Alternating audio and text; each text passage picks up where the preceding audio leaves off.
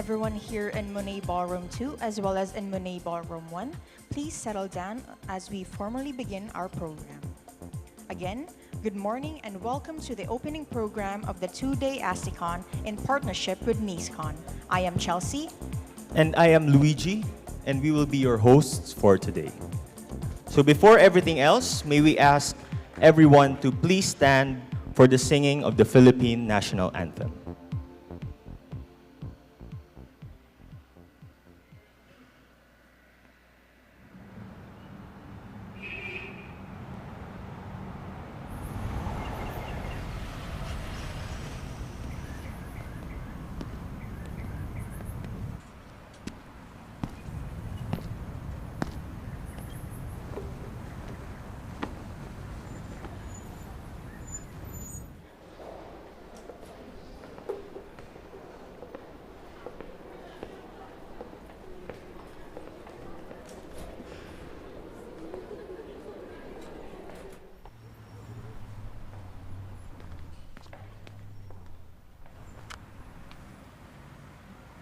Handa.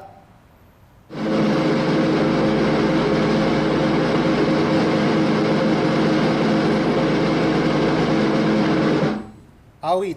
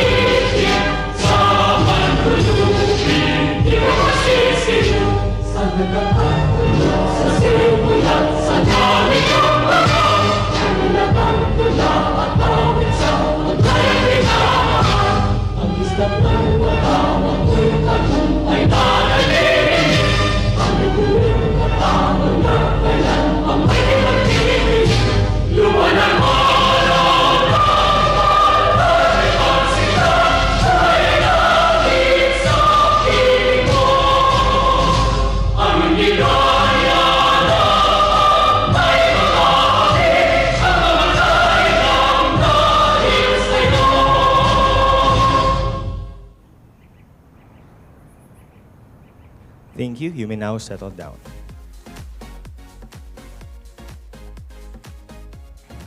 We would like to acknowledge you all for gracing the first ever Advanced Science, Technology, and Innovation Convention, or ASTICON, co-located with the first ever National Electrical, Electronics, and Computer Engineering Conference, or NEECECON.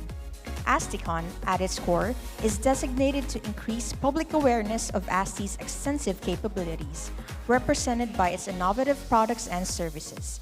By providing a platform for interaction, the event aims to showcase ASTI's pioneering contributions to the ICT landscape while forming partnerships that drive technological advancement and societal progress.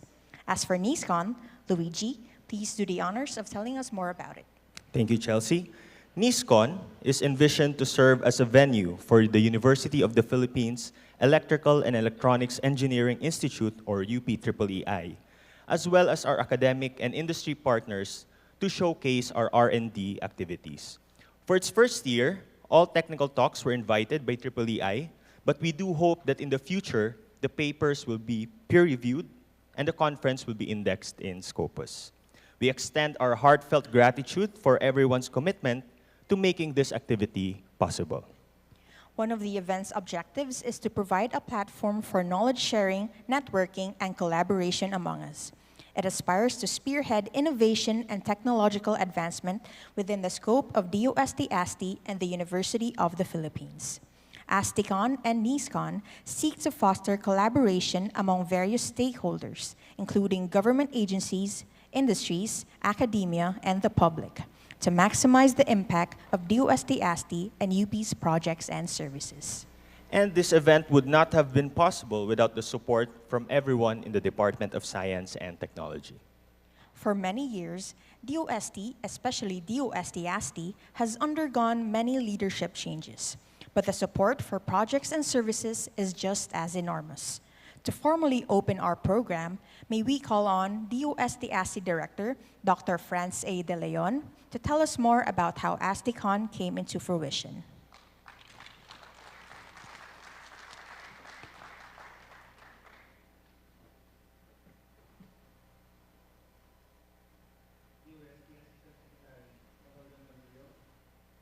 DOE Assistant Secretary Mario Marsigan, UP Diliman Vice Chancellor Carlo Odulio, UP EEEI Director Tria, colleagues in the government, university and college officials, esteemed partners, ladies and gentlemen, a pleasant morning to all of you.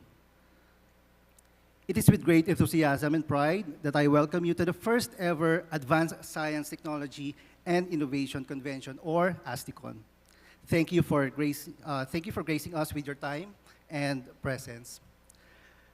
ASTICON began with a vision to promote R&D innovation in ICT and electronics. And today, we see that vision come to life. Now, as you know, as a professor at the University of the Philippines, and concurrently as the director of the DOST-ASTI, I believe this co-located event with UP EEEI's National Electronics and Computer Engineering Conference, or NEECECON, is the perfect platform to showcase the incredible hard work of our scientists and researchers. ASTICON strategically centers its focus on highlighting the forefront of emerging research and technology services and projects.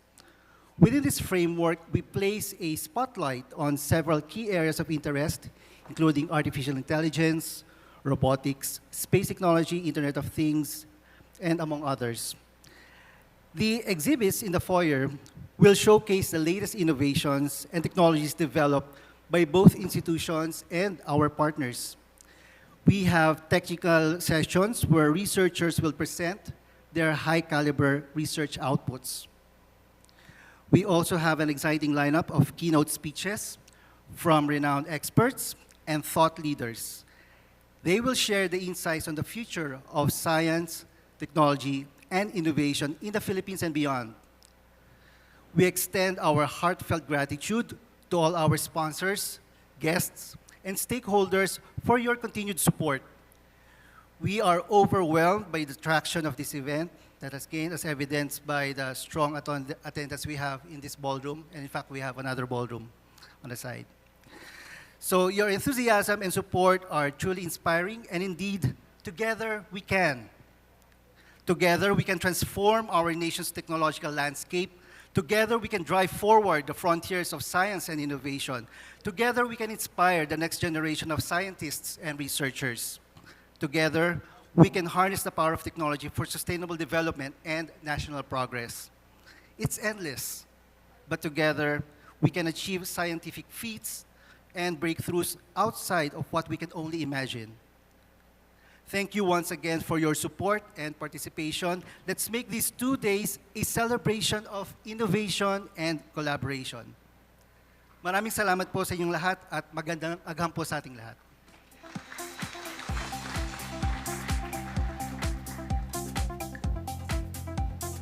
Thank you very much, Doc Franz.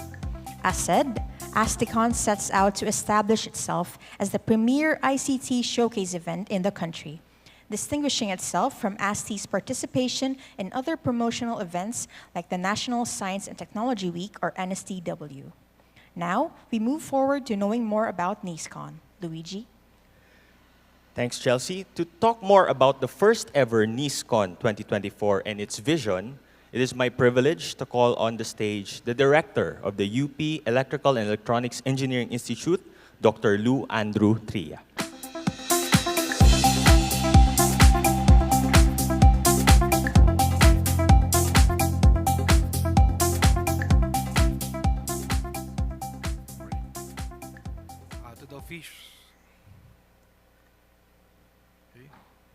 To our partners in government, the officials of DOST, headed with Assistant Secretary Naponilio Jr., our partner with Department of Energy. We have here Assistant Secretary Mario Marsigan, our also partner in State University. Okay, we have our President of Caraga State University, President Roland Dagil, okay, to our official from the University of the Philippines, headed and represented now by Vice Chancellor Carlo Odulio, colleagues from the Department of Science and Technology, Advanced Science and Technology Institute, headed by Director Franz de Leon, colleagues from the University of the Philippines, okay? And of course, our industry partners. Good morning, everyone. I welcome and thank you all for being here at the first ever National Electrical, Electronics, and Computer Engineering Conference, or we dubbed NEECECON 2024, organized by the UP Electrical and Electronics Engineering Institute, which is co-located with the Advanced Science and Technology Institute Convention, or ASTICON. Okay? We organized this tandem conference and convention to showcase the technical outputs of our respective institutions and to discuss collaboration among our partners. This year's conference theme, Nation Building Through Sustainable Industrialization, supports our institute's vision to become the National Electrical and Electronics Engineering Institute, which produces innovative engineers that serve the nation while advancing the field of electrical and electronics engineering. We can all agree that engineers are nation builders. They design, develop, and implement projects that support economic growth, improve quality of life, and enable our country to function effectively. So it is a very large responsibility for us in the university to make sure that our products will live to this expectation. But we also acknowledge that we cannot do this alone. I always compare the university to a vegetable garden, okay, with the students as the produce, and we, the professors, are the gardeners. Of course, we could plant whatever vegetable we want, okay, and send them out to the market. But this leads to many issues such as oversupply or undersupply of our products. For instance, we might be selling vegetables for pinakbet, but apparently the end users would want to cook chop suey. No? So this is where our partners come in, our produce buyers, our industry and government partners. We value consultations with industry and government to get guidance on what skills or attributes they need their future employees to have, so that when the students get out of the university, they are employable and readily deployable. Our longest partners, Advanced Energy, Meralco, okay, can attest to that. They've been our partners for almost 3 decades. And the partnerships, our partnership with industry still continue to grow. We have analog devices, fluor Daniels, and embedded silicon that value industry-university partnerships. Okay? We also make sure our students are also trained with the state-of-the-art in equipment, okay, that our vegetable garden is fed with organic nutrients. And that is where our industry partners like Alexan, Rodenschwarz, Keysight, Fluke, Makerspace, and Microchip come in. After all, the skills and tools that the students will learn will be used in their workplaces in the future. So we see this conference as a big marketplace, not just a showcase of our produce, but as a marketplace of ideas and innovation, where we exchange insights with our partners in industry and government on the latest technology and trend so that we can incorporate them in our programs and research activities. Okay? So that we can have continuous improvement, okay, for the next crop cycle. So to our partners, we thank you for your generosity and unwavering support to the university, to the College of Engineering, and to the Electrical Electronics Engineering Institute. I would also like to thank our government partners, DOST, your different government, different offices, PSHERD, PCHRD, and Department of Energy through your different bureaus and divisions for giving us the opportunity to conduct socially relevant projects that solve problems in a national scale. Special thanks to the Advanced Science and Technology Institute of the Department of Science and Technology for organizing and allowing us to co-locate our conference with ASTICON. This partnership just strengthens the continuous and fruitful collaboration between our two institutions. There are 45 presentations, technical presentations, 21 poster presentations, and 20 projects to be showcased in the next 2 days, with themes in the national scale of relevance and sustainable needs, such as healthcare, energy, food, and livable cities. May this experience at NEECECON and ASTICON provide everyone here enough opportunities to learn and share insights for the creation of more innovations for the eventual development of the nation. Magtulungan po sana tayo para sa ikauunlad ng bayan. Thank you very much, and I hope we all have a fruitful 2 days ahead.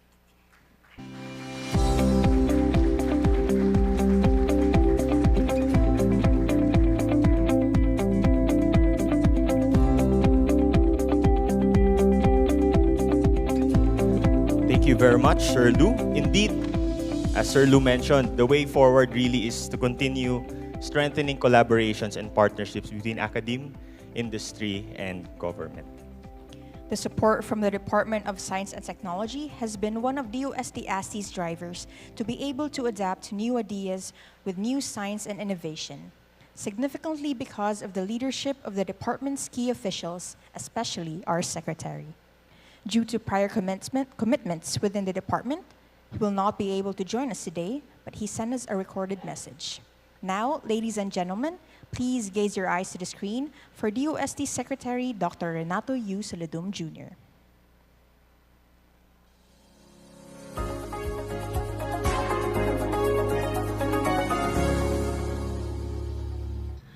Ladies and gentlemen, good morning. It is my distinct pleasure to welcome each one of you to the first ever Advanced Science, Technology, and Innovation Convention, or ASTICON. This gathering marks a significant moment where we celebrate the forefront of scientific inquiry and technological advancement in the field of electronics, information communication technology, space science and innovation, and other emerging technologies that DOST-ASTI has been pioneering, like artificial intelligence, quantum computing, blockchain, among other research and development efforts in this domain. First and foremost, I extend my heartfelt gratitude to the University of the Philippines for their unwavering support, particularly in co-locating this event with the UP Electrical and Electronics Engineering Institute's National Electrical, Electronics and Computer Engineering Conference, or NEECECON. This continued collaboration between our agencies has enriched the synergy of ideas and knowledge exchange, further pursuing our collective goal of advancing science and technology in the academe and beyond.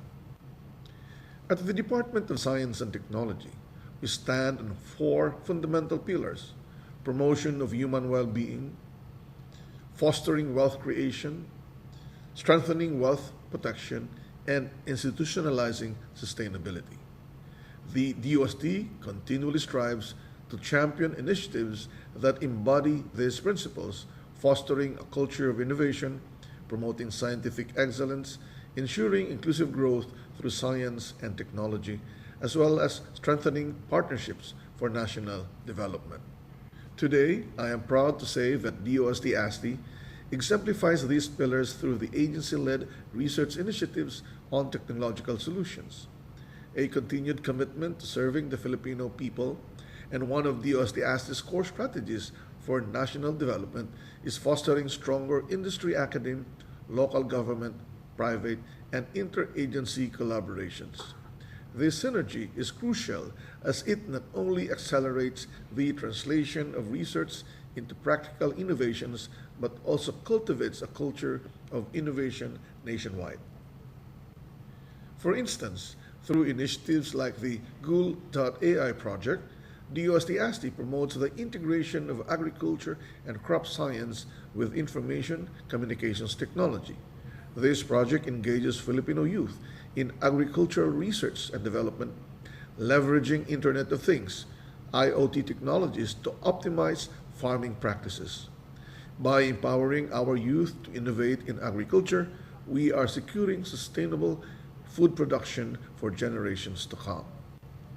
The SARWISE project demonstrates our commitment to Earth observation and satellite technology. Through partnerships with state universities and colleges and higher education institutions, we enable local researchers to utilize satellite data for environmental monitoring and disaster management. This collaboration not only enhances research capabilities but also strengthens our initiatives towards disaster risk management. In the realm of emerging technology, the Quantum Computing Simulation QCS project stands as a beacon of innovation. By optimizing quantum circuit simulators, DOST-ASTI facilitates advanced research in quantum computing among local universities and colleges. This initiative positions the Philippines at the forefront of quantum technology research, paving the way for breakthroughs in computing and data processing. DOST-ASTI has been pioneering more, for example, the Data Protect project, which is dedicated to decentralizing user privacy by establishing a straightforward data sharing framework for applications and services, leveraging blockchain technology to safeguard personal data. The adoption of blockchain ensures that users have ownership and control over their personal data, fosters transparency regarding data collection, and allows granting specific permission to access their data.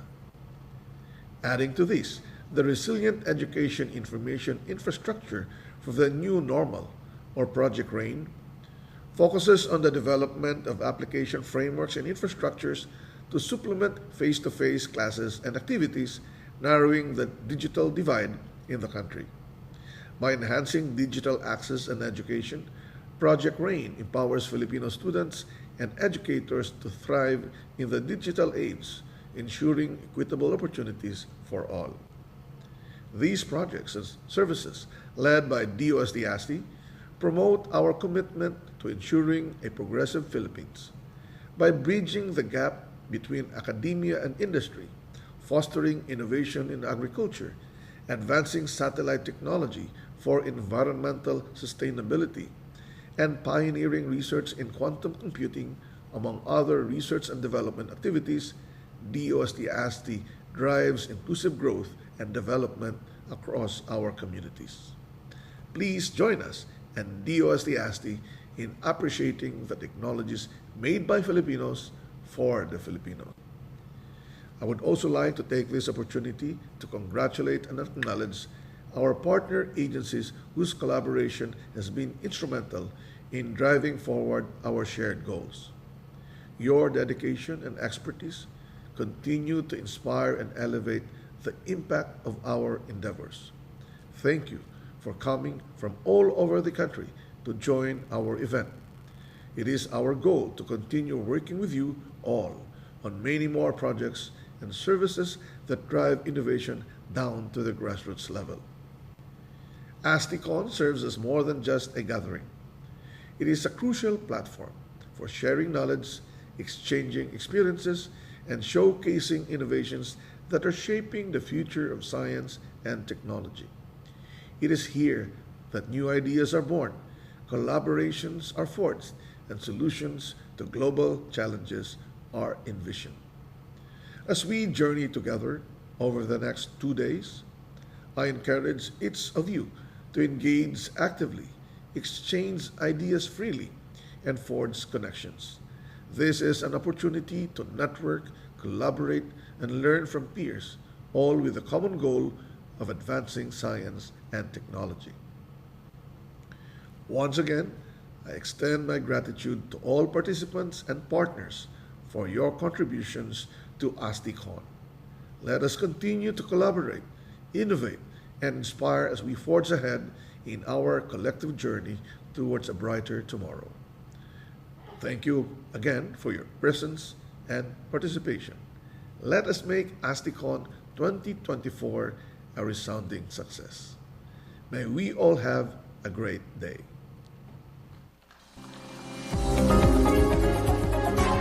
We want to extend our appreciation to Secretary Solidum for sending us a message despite his very busy schedule.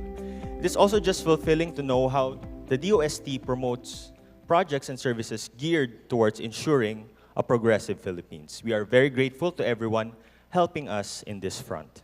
Once again, thank you very much, Sec Solidum. DOST-ASTI and UP recognize the value of partnerships and collaborations in successfully implementing research and development initiatives in the field of ICT, microelectronics, and space S&T, among other emerging technologies. It is with great pleasure to introduce a leader whose expertise and dedication have been instrumental in driving the research and development initiatives of the Department of Science and Technology since she started serving as DOST's Undersecretary for Research and Development. Her hands-on approach and unwavering commitment to excellence have significantly contributed to the recognition and advancement of research and development initiatives within DOST. Her leadership has inspired countless researchers and scientists to push the boundaries of knowledge and innovation, driving forward the nation's quest for scientific excellence and technological progress. Everyone, let us all hear from Dr. Leah J. Buendia.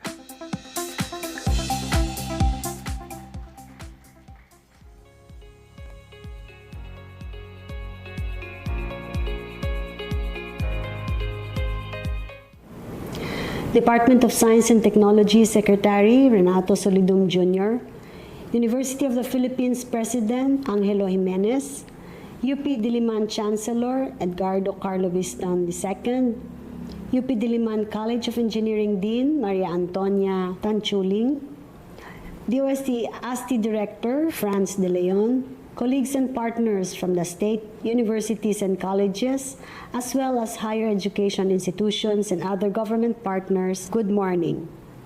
As we gather here in the Advanced Science, Technology, and Innovation Convention, it is always my privilege to address you, especially the research and academic community.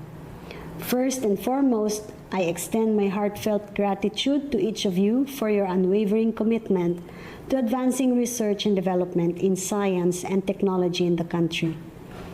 As Secretary Solidum has just mentioned, at the Department of Science and Technology, we firmly uphold 4 pillars that guide our endeavors: human well-being, wealth creation, wealth protection, and sustainability. These pillars serve as the foundation upon which we build our strategies and initiatives, aiming not only for economic transformation, but also for a prosperous, inclusive, and resilient society aligned with sustainable development goals. The Department of Science and Technology Advanced Science and Technology Institute has made significant strides in advancing research and development in the Philippines. In the previous year, DOST-ASTI's budget and grants received for R&D projects and services amounted to 300 million pesos, enabling the Institute to drive impactful initiatives across various domains. Some of DOST-ASTI's projects include ALAM, KUHA, SARWISE, quantum computing, MASID, HR Lite, RAIN, among others, are featured in this 2-day event. These projects have showcased the Institute's expertise in areas such as ICT, microelectronics, space technology, and other emerging technologies. DOST-ASTI has also fostered noteworthy collaborations with key partners, including the Philippine Space Agency and the National Security Council for Space Technology Development, as well as the Philippine Statistics Authority, the Department of Agriculture, and various local government units and academic institutions. Through these high-impact nationwide initiatives, DOST-ASTI has trained students, faculty, and even local government officials across the Philippines demonstrating its commitment to capacity building and technological advancement. The HR Lite project, for instance, is a re-engineered version of DOST-ASTI's existing enterprise resource planning system, which helps automate and manage human resource-related processes in a highly adaptive government agency setting. The ALAM project, part of the Philippine Sky Artificial Intelligence Program, or SkyPinas, aims to establish an optimized workflow for developing machine learning and artificial neural network-based models, as well as an online model store to host the developed models for various application domains. Furthermore, DOST-ASTI's on-idle activities are focused on strengthening research on advanced network technologies through the setup of an open networks lab and building on existing products, tools, and technologies. The Asia Open RAN Academy, or IORA, will be an implementing partner for this project, fostering a more diverse cooperation and partnership amongst sectors in the country. Now, with the first ever ASTICON, our collective commitment to advancing the frontiers of science and technology is again uplifted, all for the goal of the betterment of our communities and beyond. Partnerships and collaboration with private agencies, academia, and government institutions are crucial in our journey toward advancing science and technology. These collaborations amplify our impact, bridging diverse expertise and resources to drive not only change, but also dynamics in implementing strategies that prioritize research-heavy initiatives, paving the way for long-term sustainable development in the Philippines. Research and development are crucial in shaping the future of science and technology. Unlike traditional disciplines, research goes beyond boundaries and thrives on complexity, producing actionable knowledge that addresses real-world challenges. Embracing the concept of transdisciplinary research, we unite diverse perspectives and disciplines to tackle issues holistically and effectively. It all starts with our synergy. So thank you to all of you, our stakeholders and our partners, for promoting a more sustainable future. Thank you for partnering with us, and thank you for working with us. As we convene at ASTICON, let us reaffirm our commitment to working hand in hand.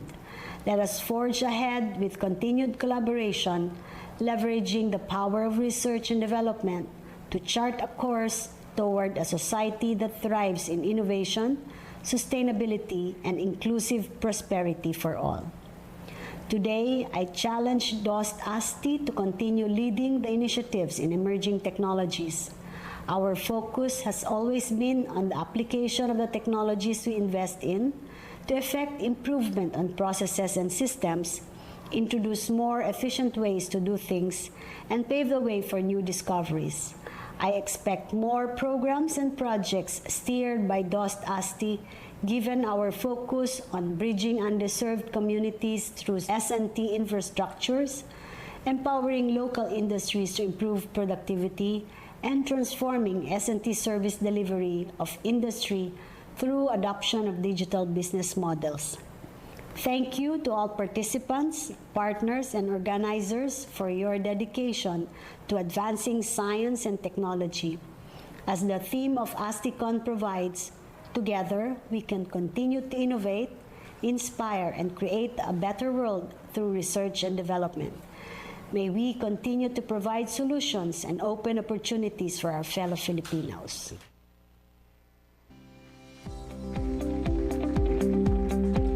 Thank you very much, Leah.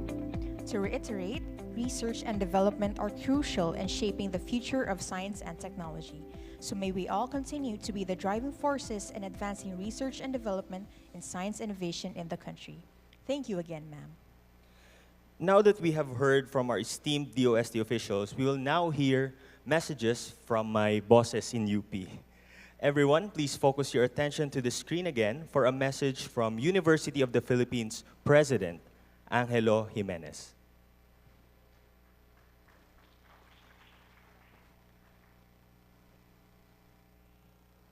Maayong buntag sa atong tanan. On behalf of the University of the Philippine System, I am pleased to welcome you to the National Electrical, Electronics, and Computer Engineering Conference, or NEECECON 2024. This year's conference will mark the first of its kind from the UP Electrical and Electronics Engineering Institute, or UP EEEI. The event evolved from its predecessor, the UP EEEI Tech Fair, which was held on May 24, 2017, 7 years ago.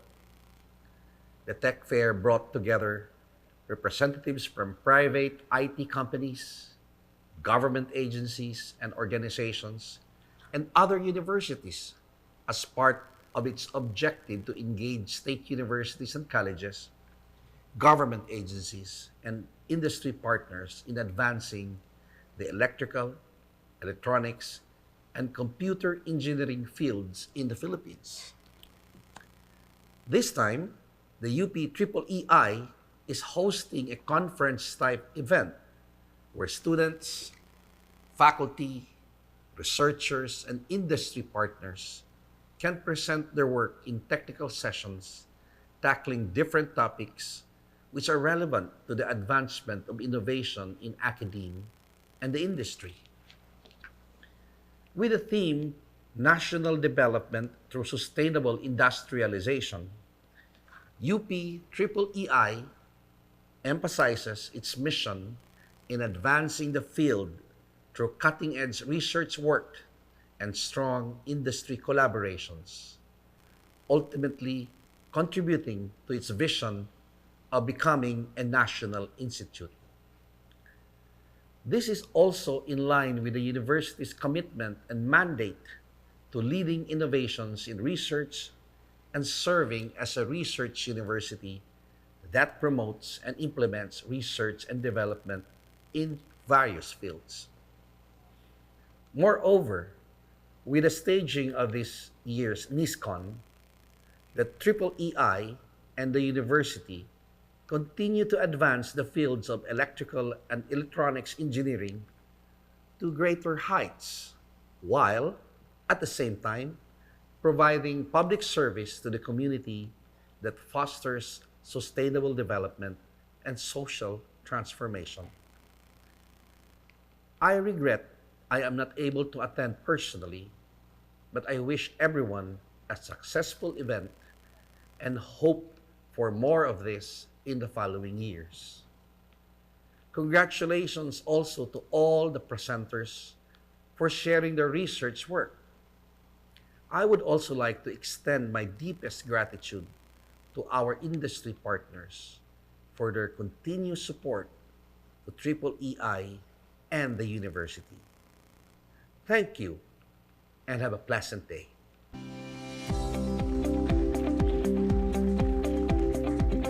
Thank you, President Jimenez. Indeed, academe, government, and industry must all work together to advance our fields. What's next, Luigi? We will now hear a message from the Chancellor of UP Diliman, Chancellor Edgardo Carlo L. Vistan II, to be read by our Vice Chancellor for Research and Development and EEE Professor, Dr. Carl Michael Odulio.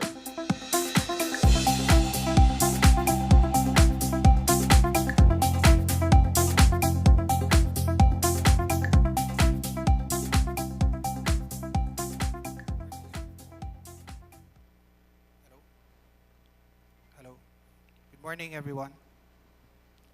I'll be reading the message by Chancellor Vistan. To our government partners, headed by our Assistant Secretary, Napuanilio,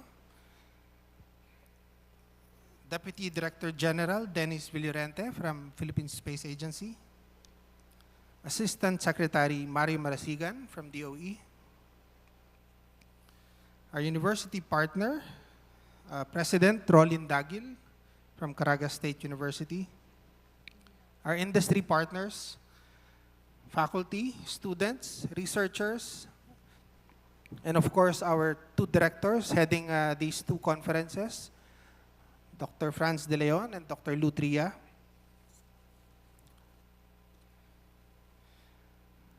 Good morning to you all.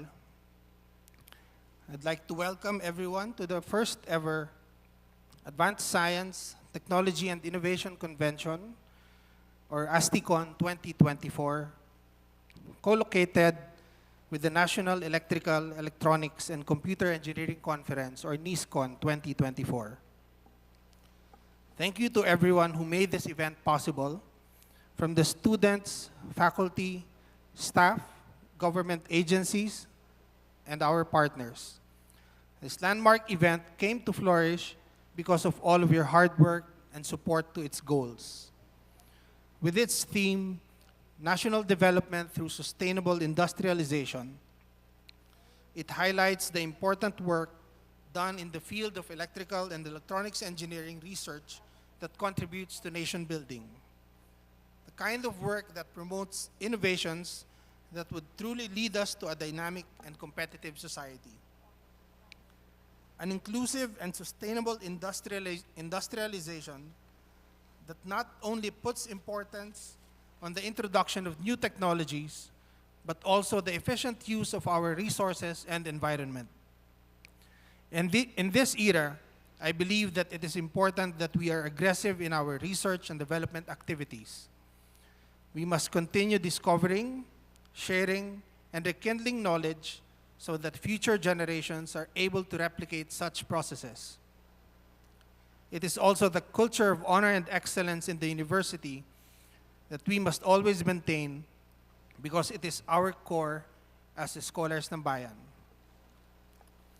It truly is remarkable that we get to do events like this to showcase the exceptional work of our students and faculty, as well as provide a venue for our partners to present their R&D efforts and activities, as well as their other services available. I wish I could be there to join you in person, but I certainly wish NEECECON and ASTICON success and hope that everyone will be able to learn, reflect, and share the knowledge and experiences that they get from this two-day event. Make the best out of it, and hopefully we get to do this again next year and the following years. Congratulations to everyone. Thank you, VC Carl. I believe Sir Carl is also going to give a technical talk later this afternoon. So if you're interested in electric vehicles and energy storage, you should check out technical session number 4 later. Next, we will hear another video message, this time from the UP Diliman College of Engineering through our Dean, Dr. Maria Antonia Tanchuling.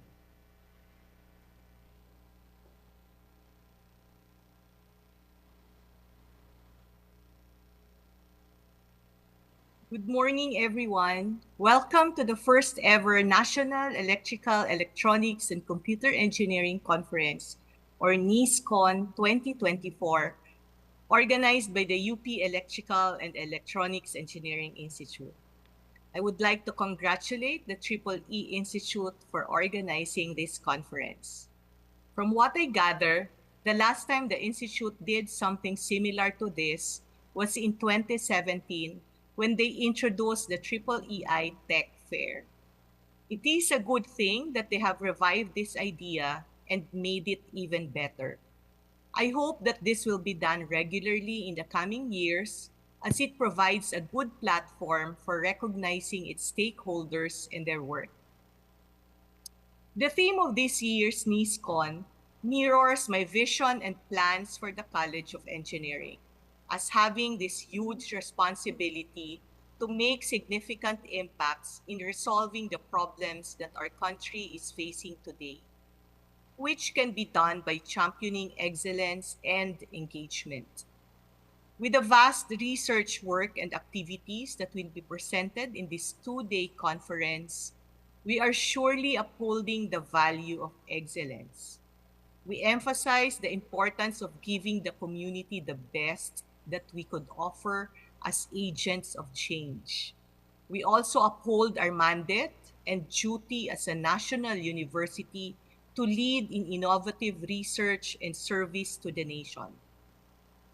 Also, with NEECECON as an event, we continue to engage not just those within the university, but also all our other stakeholders, our partners. We highlight the importance of genuine collaboration and developing strong networks so that our plans and activities are put into motion. To our partners, we thank you for your generosity and unwavering support. To the university, to the College of Engineering, and to Triple EI. In addition, it also supports the vision of Triple EI to be a national institute, which is also one of our goals in the college. Our efforts in the college towards the establishment of the national institutes will usher in a new age of academic excellence and public service.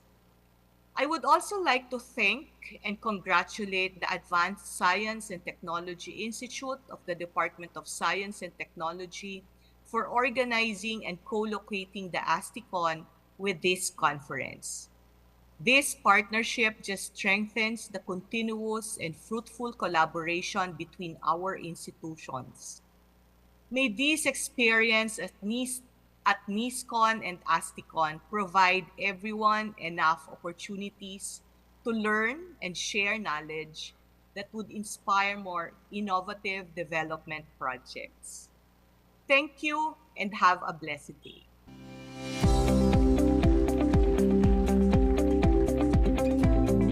Thank you, Dean Tanchuling. And now, we are headed to one of the highlights of our program, our first keynote talk. Our first keynote speaker has been with the semiconductor industry for 24 years. He started his career as a design engineer and later as test development engineer after joining Analog Devices back in 2003. In 2011, he established IC Design and Layout Engineering, which later became the Philippine Development Center, which he led as design director.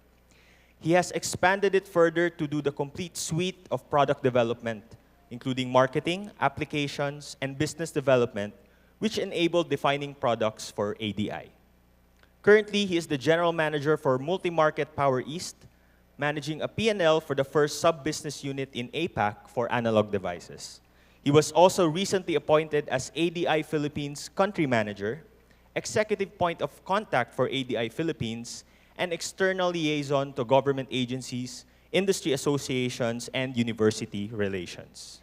Ladies and gentlemen, let us welcome a visionary leader and longtime partner of Triple EI, Mr. Miles Thaddeus L. Ramirez, Country Manager of Analog Devices Incorporated Philippines, with his topic, Beyond ATP, Climbing Up the Value Chain. Let's all give him a round of applause.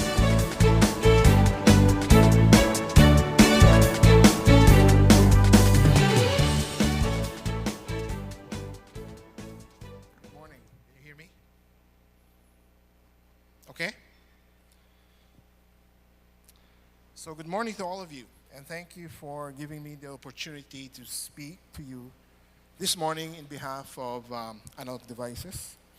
I'm also enthused that we have all sectors through this conference coming together, from government, industry, and academia, to address exciting opportunities in the field of electronics and computing.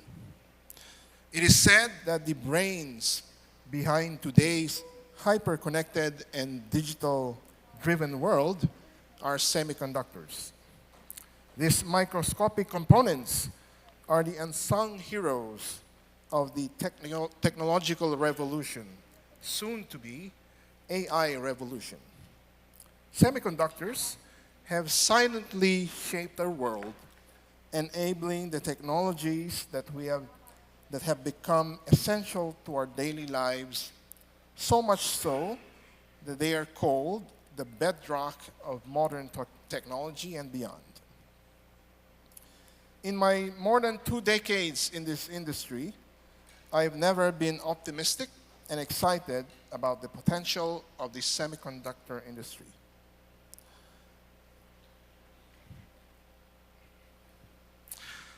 Let's take a look at the opportunity at stake. The semiconductor industry has taken several decades to reach $500 billion.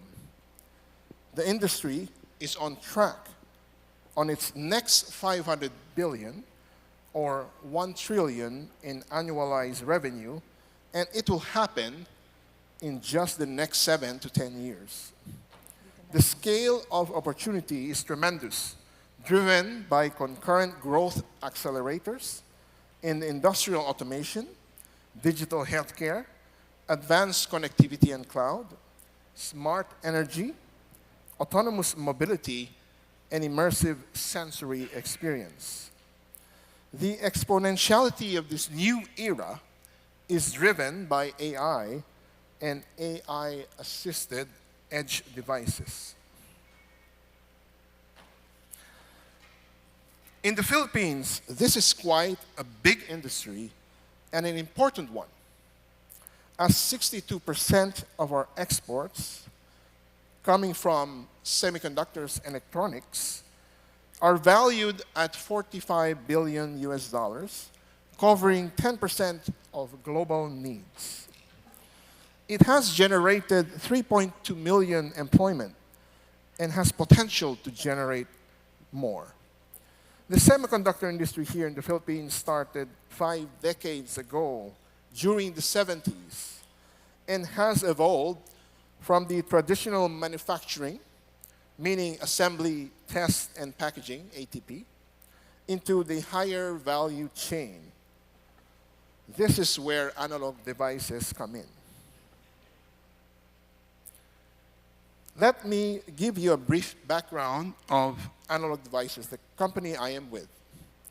ADI is a highly respected $12 billion global technology leader, founded almost 60 years ago, delivering market-making innovations across multiple diverse sectors.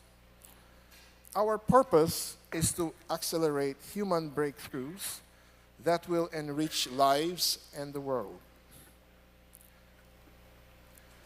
This is through driving our customer success by combining our technologies in analog, digital, and software with industry-leading technologies that will sense, measure, compute, connect, and power to bridge the physical world around us, which are all in analog form, by the way, to the digital world. And that is why analog is everywhere. Our deep customer focus, partnered with investments in innovation and diverse talent, ensure we stay ahead of what's possible.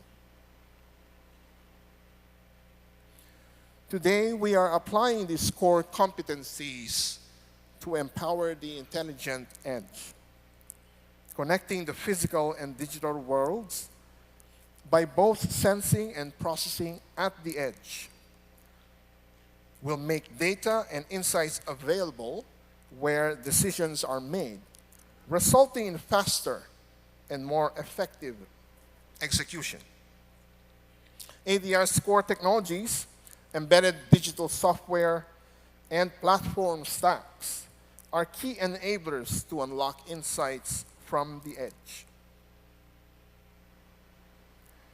ADI has presence in over 31 countries to provide direct sales, field application engineers, distribution, design, and technical support worldwide, as well as an extensive hybrid manufacturing and supply chain network. In the Philippines, we are located in General Trias on a 20-hectare, 6-building campus. At the center of this campus is Building 4,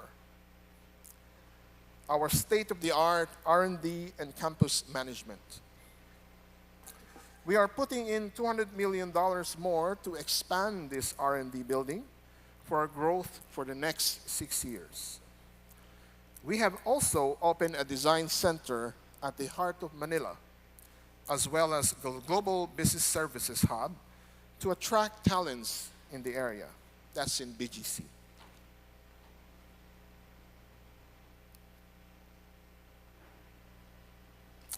ADI has been in the Philippines for the last 43 years. Our existence here has truly been a series of transformations. We started in Parañaque in a small assembly and test manufacturing facility of less than a hectare. Our history has been driven by our mantra of build on what you have. We decided to farm out most of our assembly requirements to the OSATs, who clearly in the 1980s onward have shown core competencies in assembly capabilities. In the early 90s, we focused on test manufacturing, our core competency, and shortly after, our test manufacturing engineers started yearning for more challenges. So we decided to go into new product development or new product engineering. Around the early 2000s, we started test development, and then in 2010, we started IC design and product development. It was only a few years after this that we said, let us complete the whole new product development suite of competencies, and we added applications engineering, firmware, and software.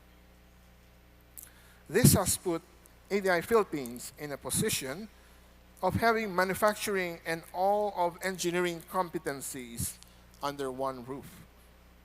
By itself, this is a major advantage as we, in many ways, are able to shorten the development time for new product introduction. After that, in a much shorter span of time, we climbed up the ladder even further, defining our own products, engaging directly with our customers. In 2020, we started marketing, which by itself is a different beast versus engineering. But this allowed us to learn a bit more on the business and our competition and building roadmaps for our products. In 2022, we were endowed to lead a business unit, owning the full portfolio of products and R&D responsibility, revenue growth, and profit and loss. This is the first sub-business unit located in Southeast Asia for ADI globally. We continue to expand our capabilities in business development to building strategic relationships with our customers and explore new businesses for ADI. Almost 13 years since we started IC Design in the Philippines, our engineering growth is close to exponential, a multiplying effect. Many of our business units from other sites have put up their development teams here, a testament to their confidence in our Filipino engineers. We plan to double the size of product development engineers by 2030. To date, we have designed and released more than 180 new products. We have been awarded 29 US patents, with 24 more in the pipeline. We have also developed 7 trade secrets and defined 15 new products. 4 of them are now released into the market. 13 more new product ideas are under feasibility. Our design engineers are involved in ADI's next high-performance products. The following are examples of key products that we are designing. A number of them are industry-leading and the next generation. Also note, we started to use Filipino names as codes to call these products before coming up with a part name. Our research activities have also grown in ADI to build the next technology platforms in 3 to 5 years' time. These are building blocks and IPs for the future. Similarly, we have put marks of Filipino names in these projects. Having the complete suite of engineering allowed us to engage with our customers directly.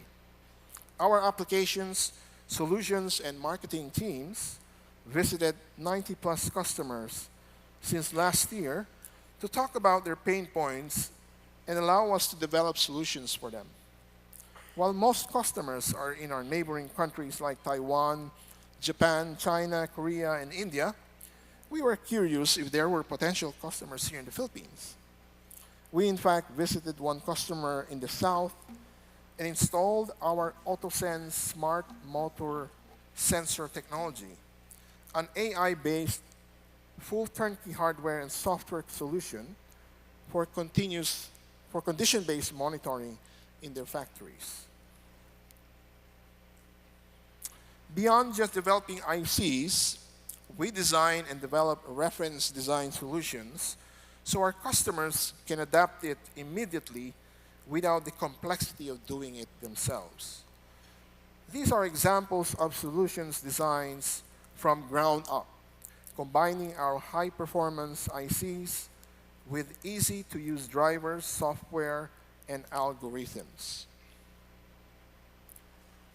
Most recently, we have released into the US market a cardiopulmonary management wearable to help capture cardiopulmonary measurements for use in managing conditions such as heart failure without the need to implant a device under a patient's skin. For doctors and patients, the Sentinel system holds promise as a way to reduce hospitalizations and treatments, now estimated to cost $30 billion a year in the US. It is the first US FDA clearance system that the company has received in its nearly 60-year history. And our Filipino engineers were part of this. Hopefully, soon it will come to the shores of Asia.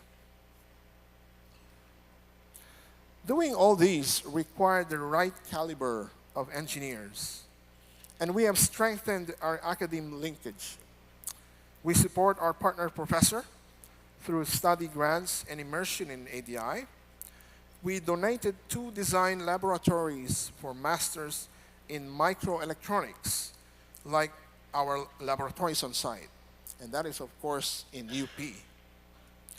We provided the tools the students use and made sure these are the same tools that they use when they are to join in ADI, making the transition from university to ADI seamless.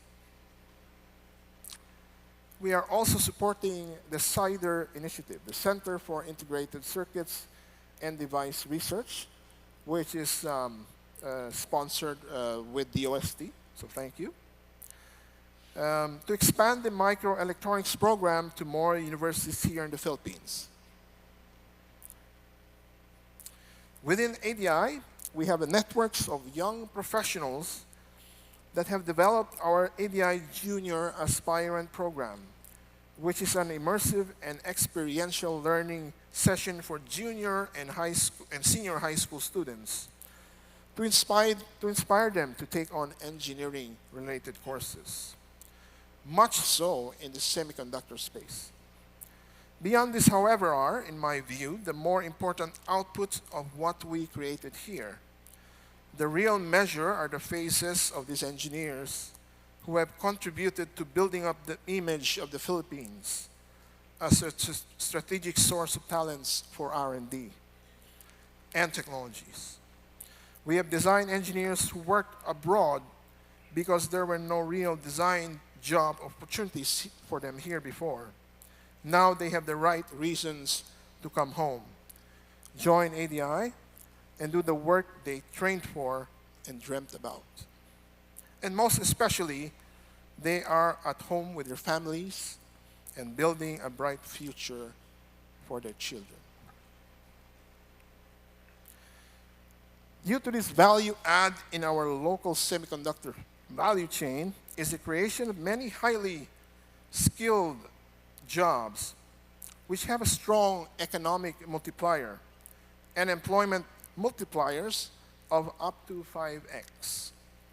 The net effect is obviously elevating the quality of jobs and thereby also elevating the pay scale of Filipino engineers, which contributes to the alleviation of poverty by helping the Philippine economy. The opportunities are big, and we should expand our capabilities and create linkages to our existing value chains. We should develop more ODM or OEM businesses, in particular with subsystem or module level system, leveraging our electronics manufacturing services capabilities, transforming the subsector with additional value and autonomy for design, product specifications, definition, and part sourcing.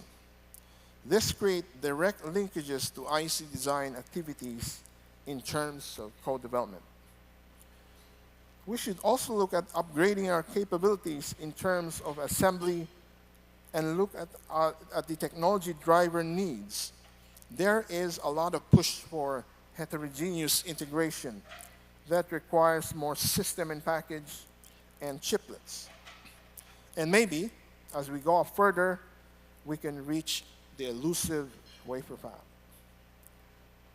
There has been a growth of IC design activities in the past 5 years for both locally grown IC design services, service houses, as well as fabless IC players. This can evolve into IP houses, excuse me, in the future, which can attract more investments for the country. There's a crucial need for fast prototyping activities of subsystems to support local startups on the development for fast time-to-market solutions. And of course, we need to continue our push for a strong research and innovation through our industry and university collaborations. Finally, we need the government to make our industry and our academe a top priority and help institutionalize innovation in the Philippines to enable and positively impact the whole semiconductor, electronics, and computing value chain. Thank you all, and have a great conference ahead.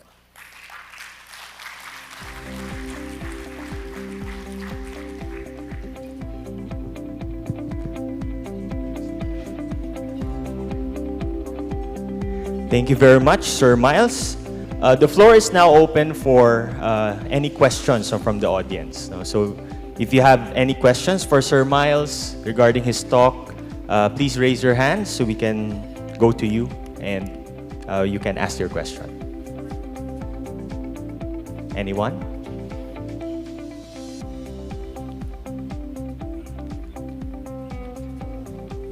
We have one here. Sir.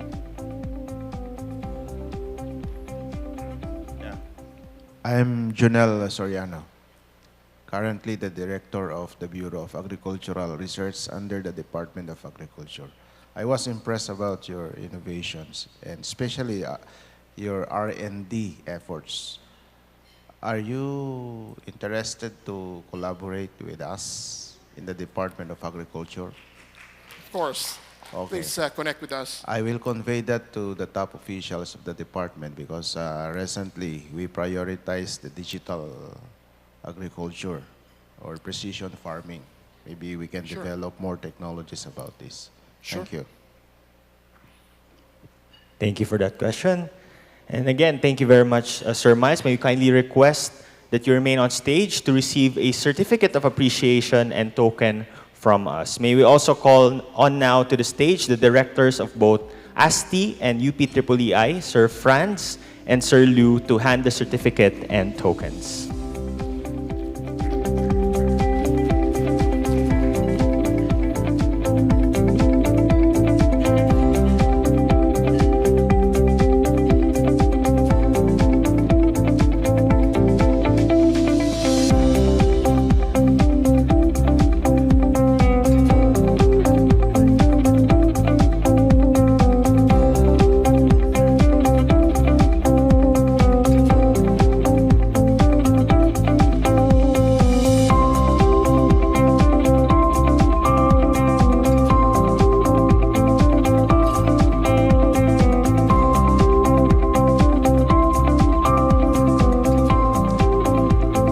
Another round of applause for Sir Miles from Analog Devices, Philippines.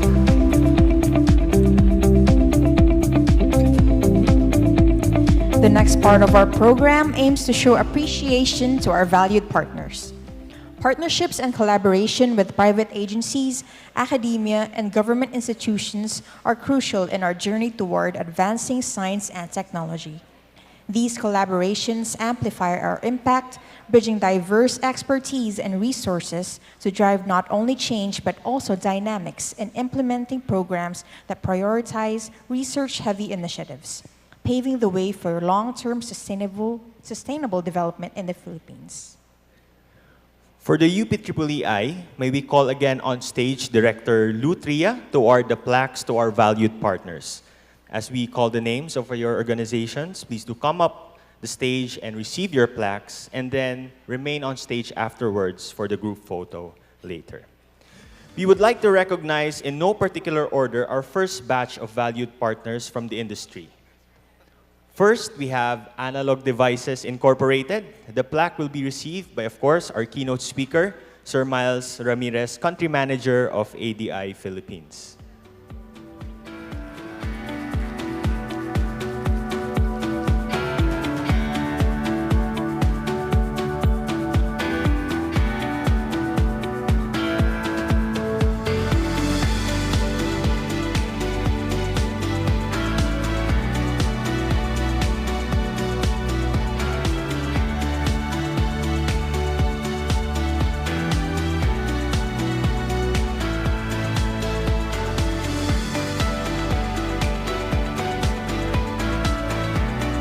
Round of applause.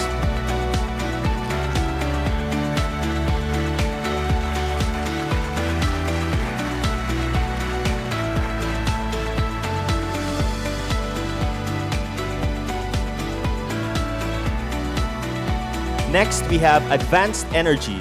The plaque will be received by Lenore Hiron, HR Director.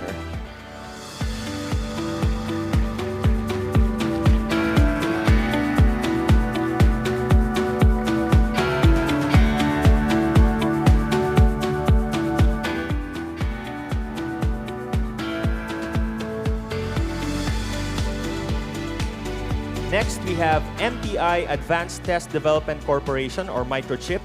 The plaque will be received by Chris Balia, General Manager.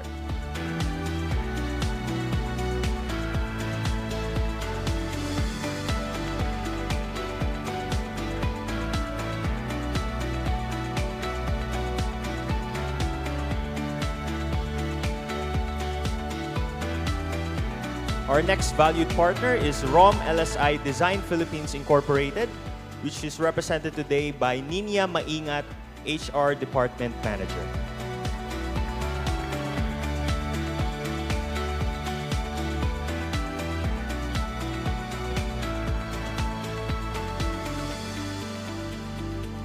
Next is Samsung Electronics Philippines. The plaque will be received by Josen Daniel De Leon, Head of NW Intelligence Lab.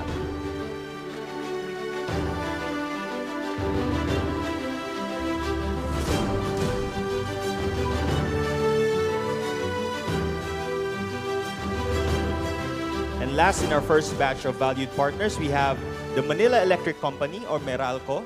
The plaque will be received by Jose Jojo Reyes Jr., Vice President and Head of Networks Technology Management.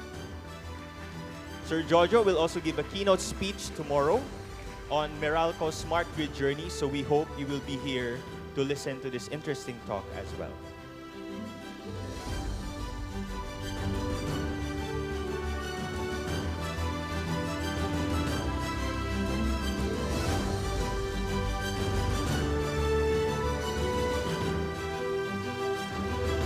Thank you very much to our first batch of valued partners.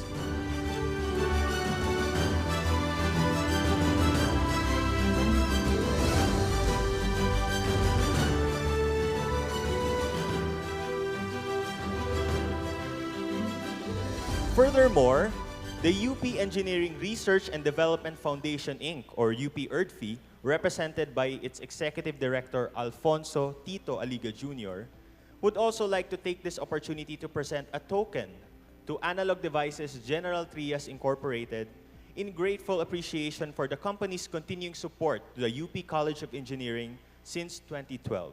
specifically in establishing the microelectronics laboratories, the analog devices professorial chair, and student scholarships and internships, and in supporting the participation of faculty and students in international technical congresses and special events. We would like again to request Sir Miles to receive the token from the UP ERDFI.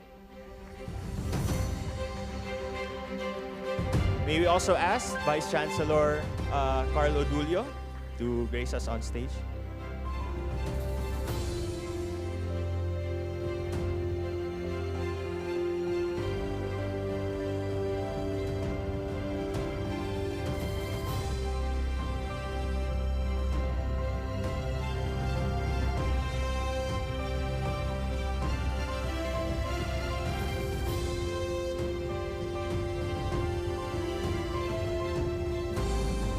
Thank you very much, Sir Miles, and UP ERDFI.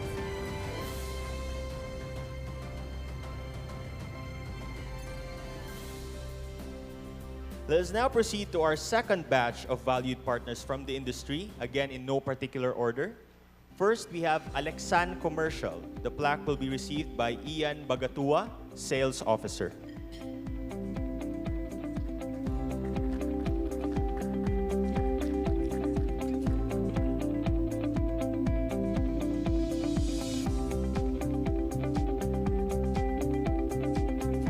Next, we have Road & Schwartz Philippines Incorporated. The plaque will be received by Larry Mirasol, Senior Sales Engineer.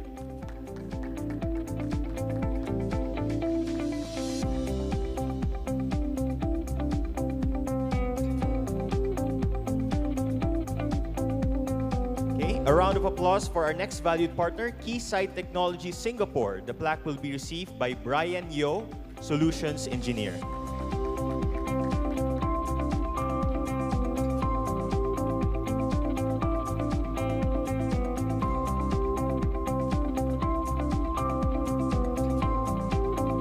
Next up, we have Flor Daniel Philippines Incorporated, which represented today by Abe June Clarito, Global University Sponsorship Program Chair for the Philippines.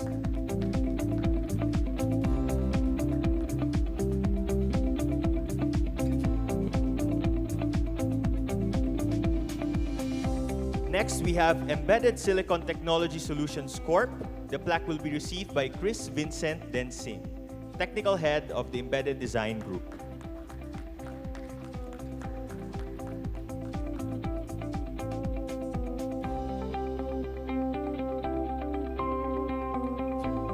And last but not the least, Presidium PH Corporation. The plaque will be received by Michael Bola, Fluke Sales Manager.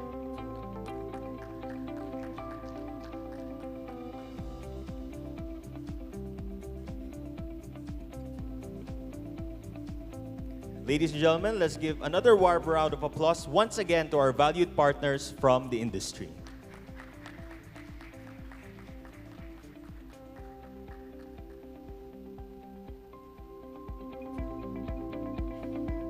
Let's now proceed with UP EEEI's valued partners from academe and government.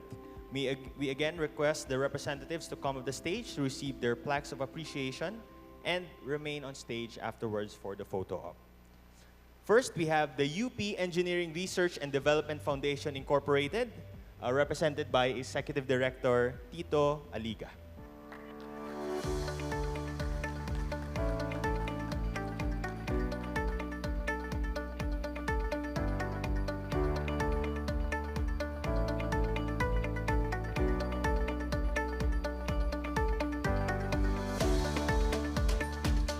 Next, we have our valued partners from the Department of Energy, represented today by Assistant Secretary Mario Marasigan.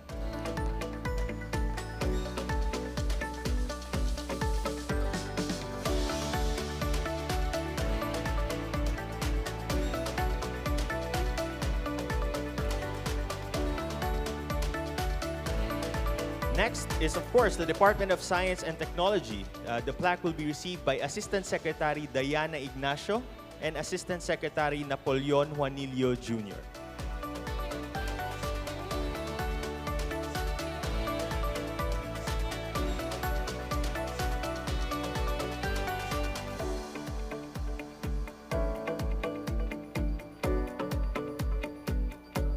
Next, we have the DOST Philippine Council for Industry, Energy, and Emerging Technology Research and Development, or PSERD. The plaque will be received by Edna Nascianceno, Chief Science Research Specialist.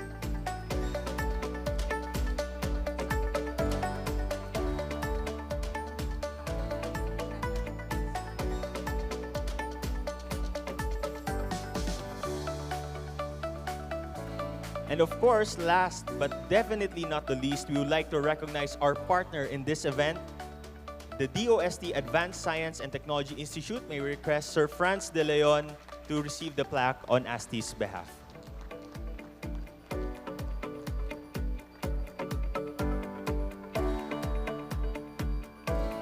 Once again, we'd like to thank our partners from UP EEEI, the DOE, and DOST. Thank you very much for supporting EEEI's research thrusts.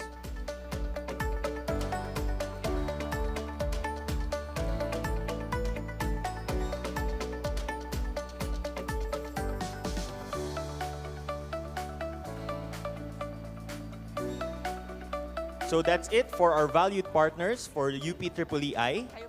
Chelsea, take it away for DOST-ASTI. Thank you, Luigi. But before I proceed, for those asking for the Wi-Fi password, please connect to ASTICON 2024. The password is DOST-ASTI, DOST-ASTI, all small letters, no space. All right? The first plaque of appreciation from DOST-ASTI is for the University of the Philippines to be received by Vice Chancellor Carlo Odulio.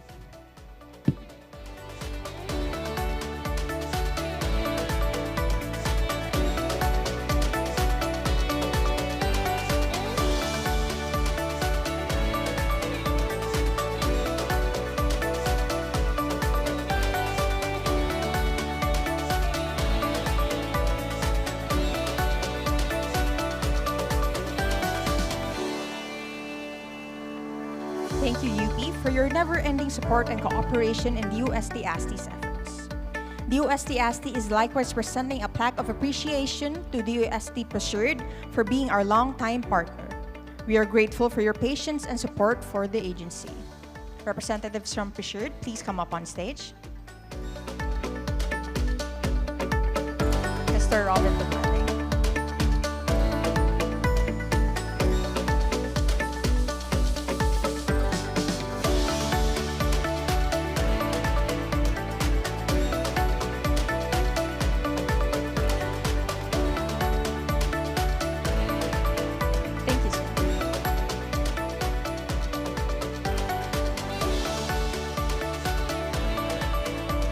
Next, we want to recognize our partners from the projects and services that have already ended, namely the Sarwise Project, RAIN Project, ULAT Project, KUHA Project, HR Lite, and NetMesh.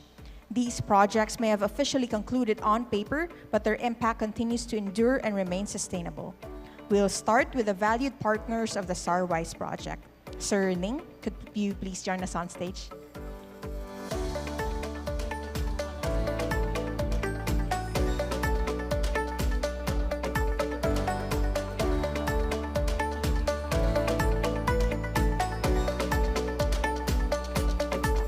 First is the Philippine Space Agency's Office of the Deputy Director General for Space Operations, Infrastructure, and Industry, Deputy Director General Dennis Villorente, who, for the information of everyone, is also a former director of DOST-ASTI. With him is Ms. Michelle Felicen, who was part of the Sarwise project as well. Another plaque will be given to PhilSA later, courtesy of HR Lite, but this one is specifically for this office as they helped us through the operations of the Novosar-1 satellite.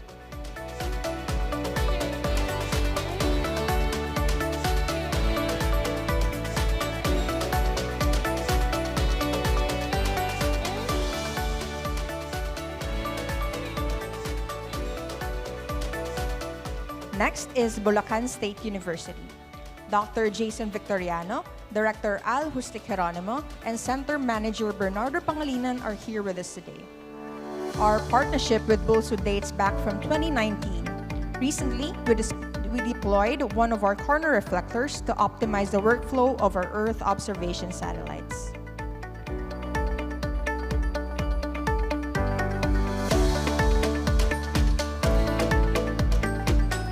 is Mariano Marcos State University, Rizal Technological University Center for Data Science and Smart Analytics, and the Technological University of the Philippines Visayas.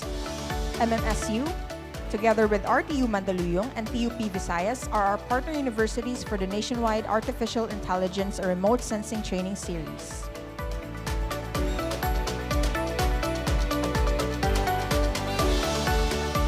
Thank you, sir, for coming all the way from Ilocos Norte. Next is Rizal Technological University.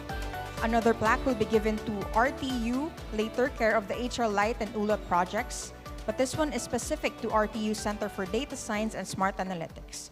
Dr. Meneses and Dr. Javier, thank you for coming.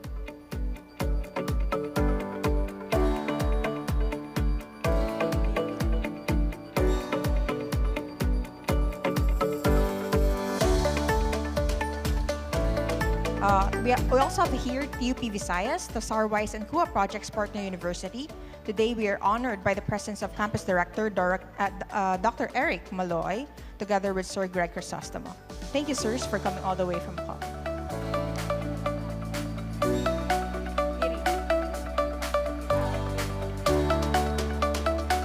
We also have our partner from the International Rice Research Institute, Doc Mao.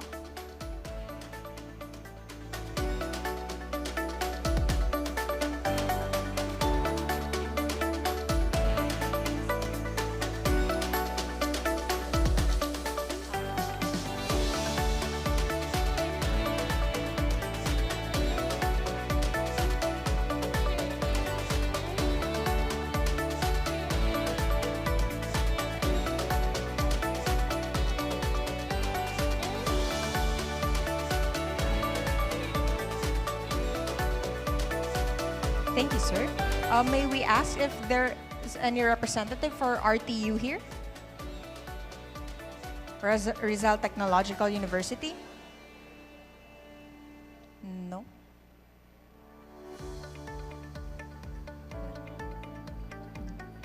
Dr. Meneses or Dr. Javier, if you're here. Okay, thank you.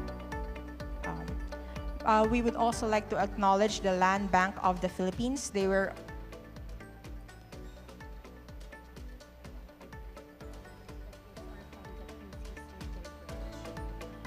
represented by the QC Circle Bench.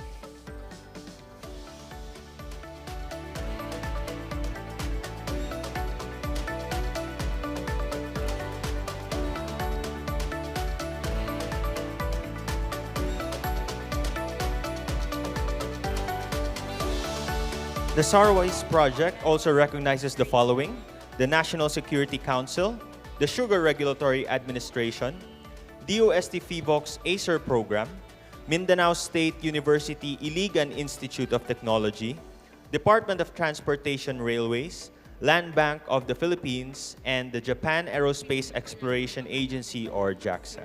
Unfortunately, some of them are unable to attend today's activity. Still, we are very grateful for their contribution to space science and technology applications in our country.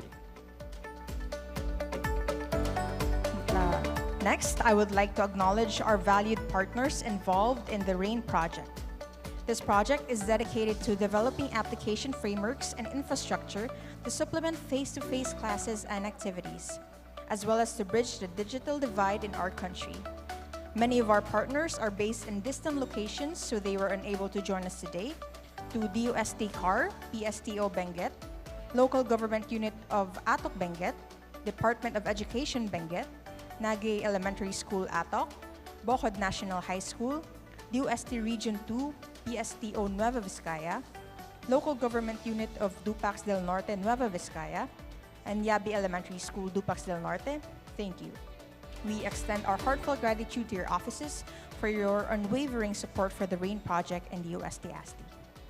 Fortunately, we have valued partners of Project RAIN who graced us with their presence today. We would like to start with DOST National Capital Region. Any representative from DOST NCR?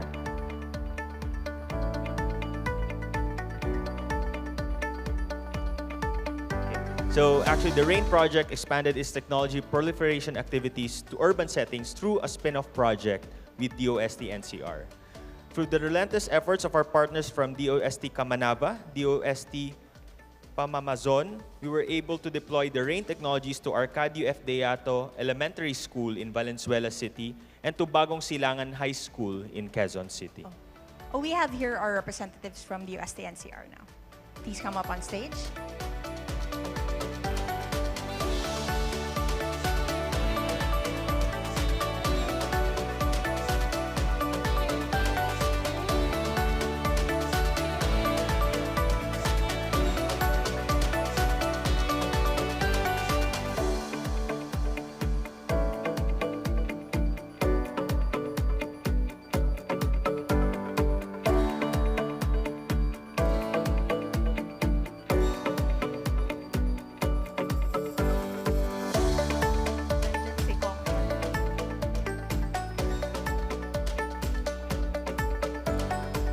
Next is for our DOST partners, Science and Technology Information Institute, or DOST-STII, followed by the Metals Industry Research and Development Center, or DOST-MIRDC. Do you have any representatives? Director BAM, Vistan.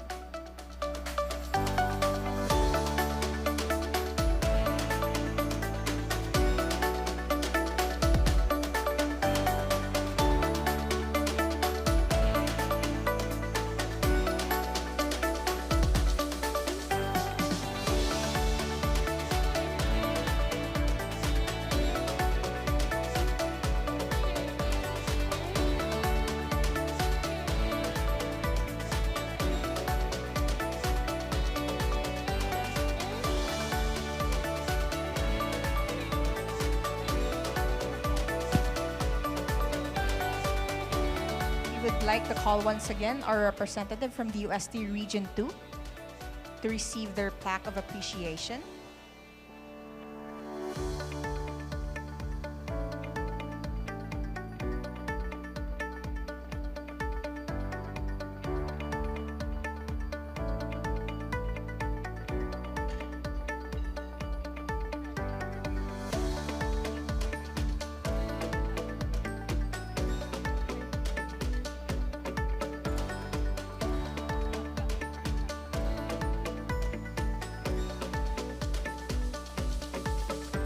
Additionally, we would also like to thank the National Museum of the Philippines for their partnership on the virtual museums deployed through RAIN Technologies. Next is USAID Better Access and Connectivity, or USAID Beacon. RAIN partnered with USAID's Beacon project for the assistance in crafting policies on last-mile connectivity. The RAIN project would also like to extend their appreciation to LGU Castilleos Zambales, LGU Tanay Rizal, and the UST Regional Office 4A for the deployment, assistance of RAIN technologies and the identified pilot sites.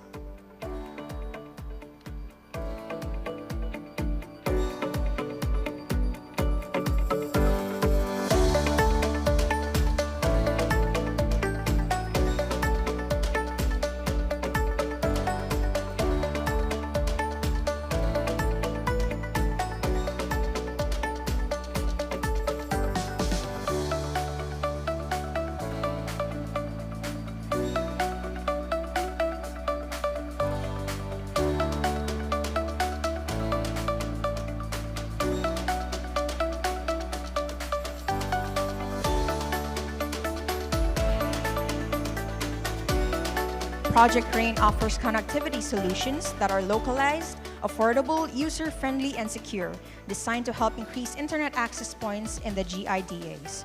Project RAIN is a key component of the Digital Philippines. Thank you to all the valued partners of RAIN. Next is for our valued partners from the ULAT project. May we call on Asaknap if he's still here on the stage. To help to assist us in giving out the plaques of appreciation.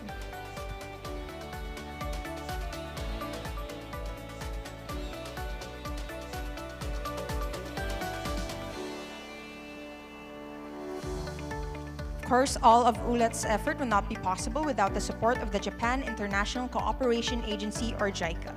With this, may we check if Mr. Anton Marfori was able to attend this morning to accept their plaque of appreciation? Okay, it seems he's not here today. So for everyone's information, the ULAT project developed new lightning and weather observation systems, Pipoteca and Vipoteca, which can operate automatically without maintenance. The team has installed these systems in the Philippines, Indonesia, Palau, Guam, and Okinawa, Japan, respectively. Now we have another plaque for Rizal Technological University, partnered through ULAT as well as HR Light.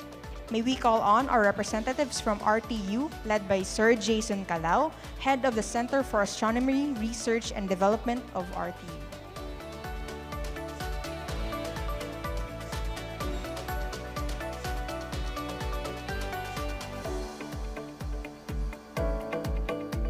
Is he here? Do you have any representatives? Sir Calao?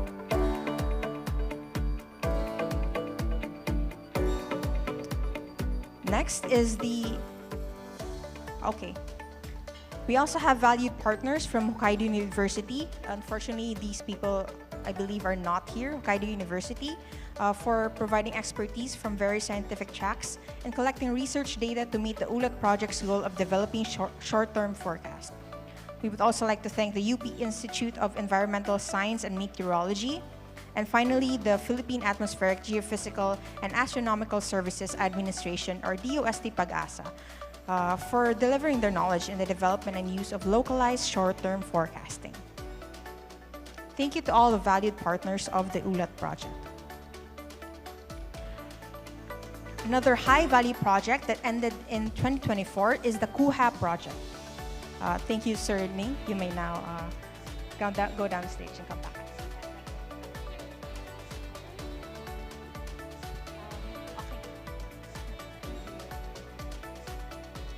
May we ask Ms. Joanne? Thank you, ma'am.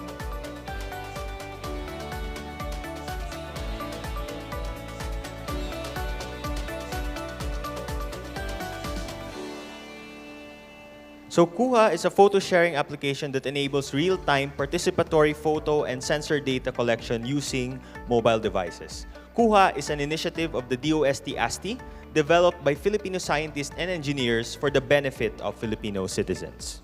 In its project implementation, the team forged many collaborations, including long-term commitment with DOST Region 6, Isabela State University, and Isabela State University Kawayan Campus.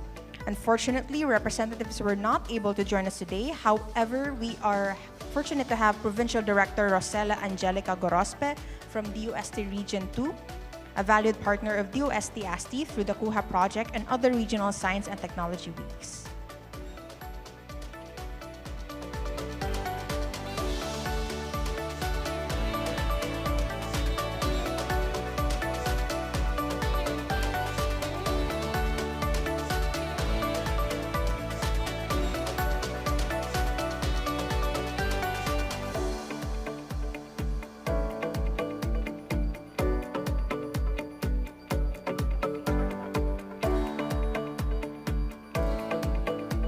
Thank you, Director Gorospe. The Philippines has always been one of the most active nations online.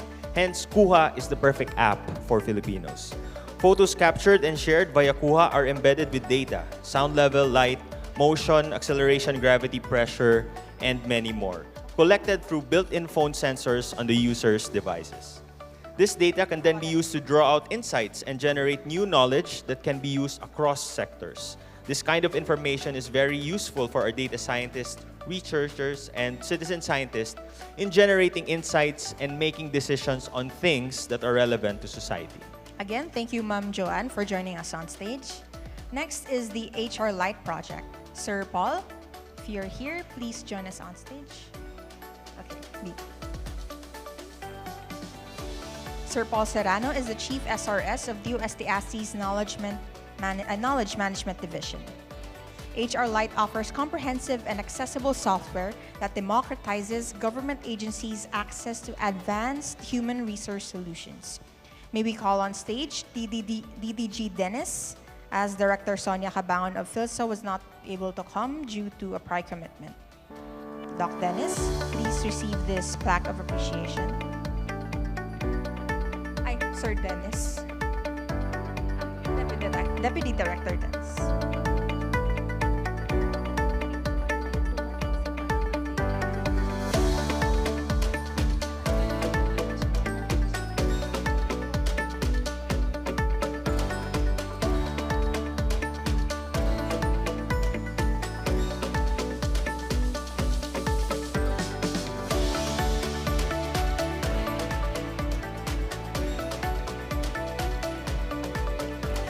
Another valued partner is the Philippine Statistics Authority.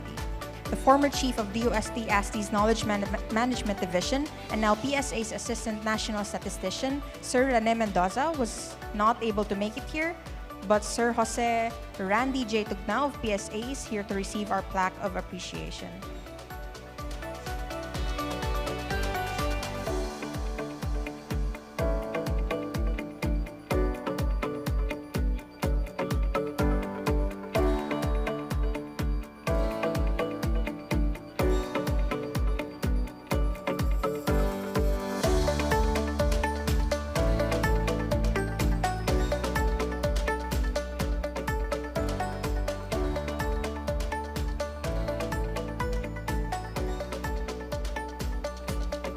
Next, we have Bicol University to be represented by Dr. Jennifer Baramedea, Bicol U Supervising Administrative Officer.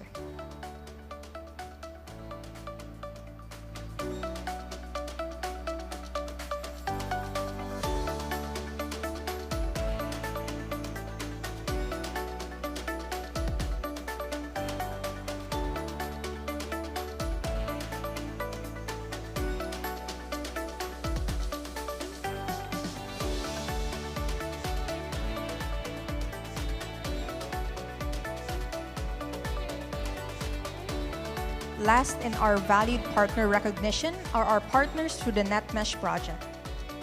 Thank you, Sir Paul. May we once again invite Sir Ning on the stage.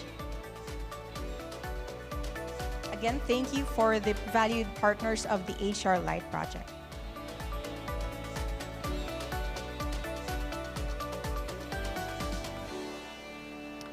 All of NetMesh's efforts may not come into fruition without the aid from the National Telecommunications Commission. The NTC NetMesh project is a collaborative project between DOST-ASTI and NTC called NTC Fixed and Mobile Benchmarking System Regions 1, 4, and 12, or NTC NetMesh. The project serves as a pilot implementation aimed to audit and assess the quality of service of local internet service providers in the Philippines by conducting benchmarking activities between the advertised speed and the actual internet speed. May we all call our NTC regional directors as well as representatives of NTC regional offices on stage, please. Regional Director Glenn Anthony Mercado, Regional Director Nelson Cañete, NTC 4A Chief Administrative Officer Ma'am Maria Luisa Ditan, and all NTC representatives that are here right now.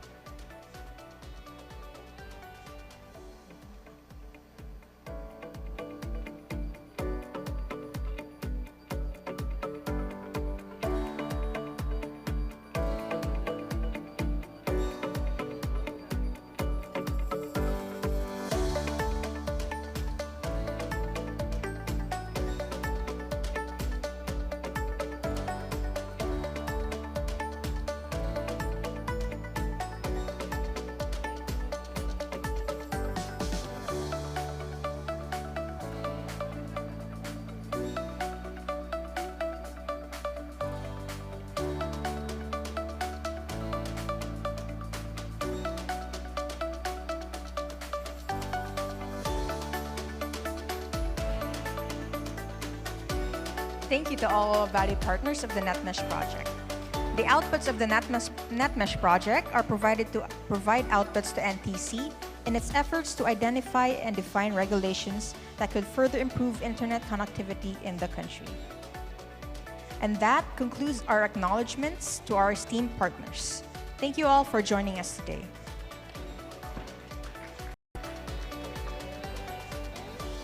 Before we proceed to the next keynote speech, we would like to take a moment to recognize the generous support of the NEECECON sponsors: Advanced Energy, Techmark Keysight Technologies, Embedded Silicon Technology Solutions Corp., Meralco, Analog Devices Inc., Presidium PH Corporation, Road and Schwartz Philippines Inc., Alexan Commercial, Maker Lab, Samsung Electronics Philippines Corporation, and Challenge Systems Incorporated.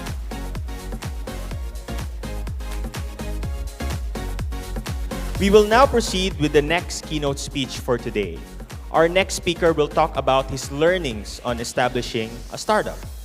He is currently the Dado and Maria Banato Professor of Artificial Intelligence at the Department of Computer Science in the University of the Philippines, Diliman. He is the founder and the current laboratory head of the Computer Vision and Machine Intelligence Group of the same department, where he leads a group of research students focused on the application of machine learning to solve problems in healthcare, the environment, and education. His current research interests include underwater computer vision, intelligent control of underwater autonomous vehicles, swarm robotics and computation, and deep reinforcement learning.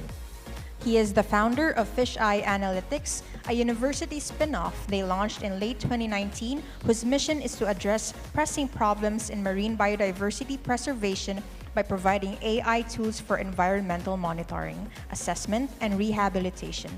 Let us all welcome on stage Dr. Prospero C. Naval Jr.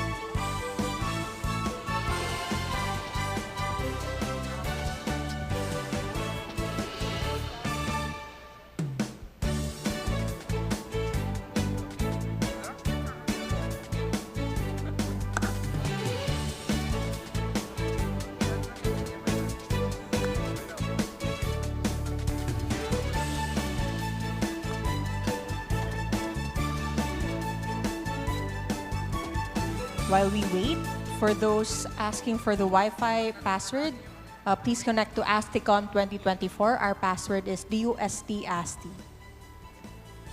And once again, please be reminded that this event is being streamed on the DOST-ASTI Facebook page.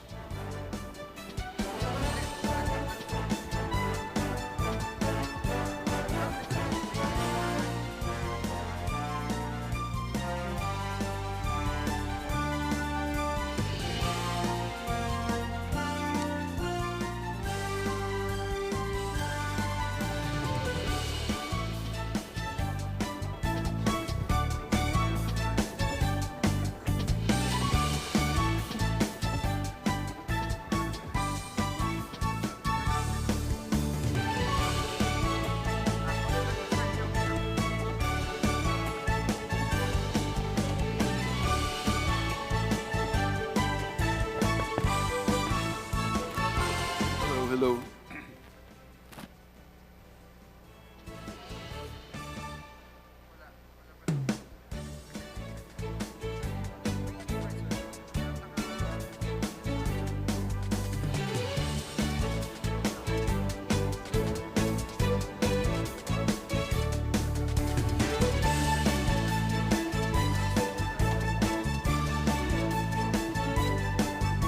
If you want to know more information about the afternoon activities and technical sessions, you may visit our conference web pages at asti.dost.gov.ph/ASTICON 2024.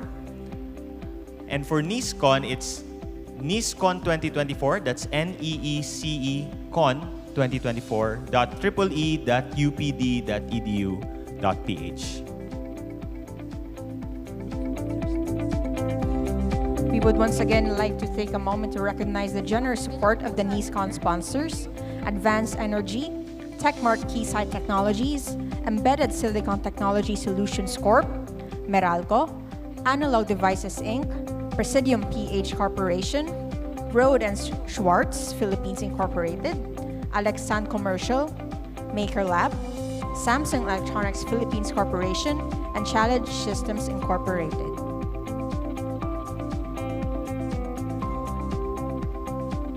We would also like to thank UP's Computer Center for providing us the necessary tools we need for the connectivity of this event.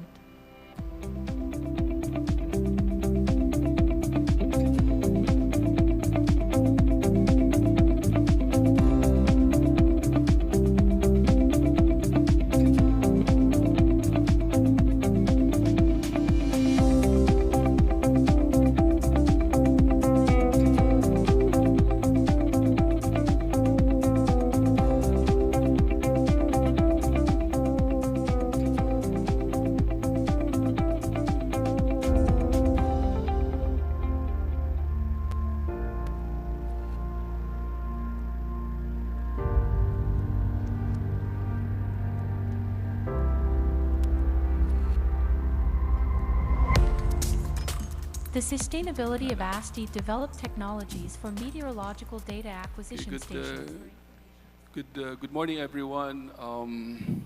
Sorry for the technical glitch.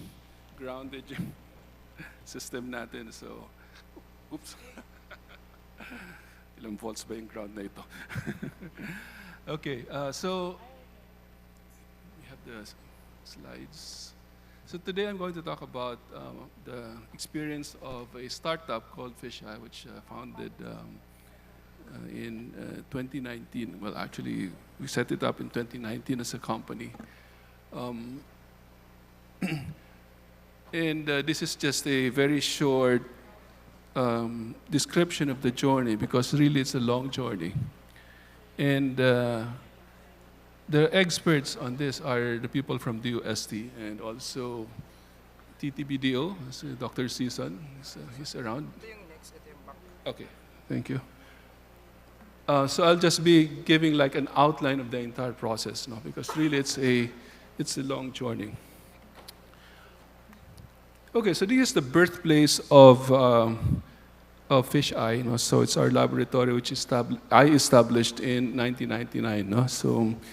And the idea really is to help humanity, AI at the service of humanity. That's our tagline, and we had this since 1999. So people talk about the Sustainable Development Goals.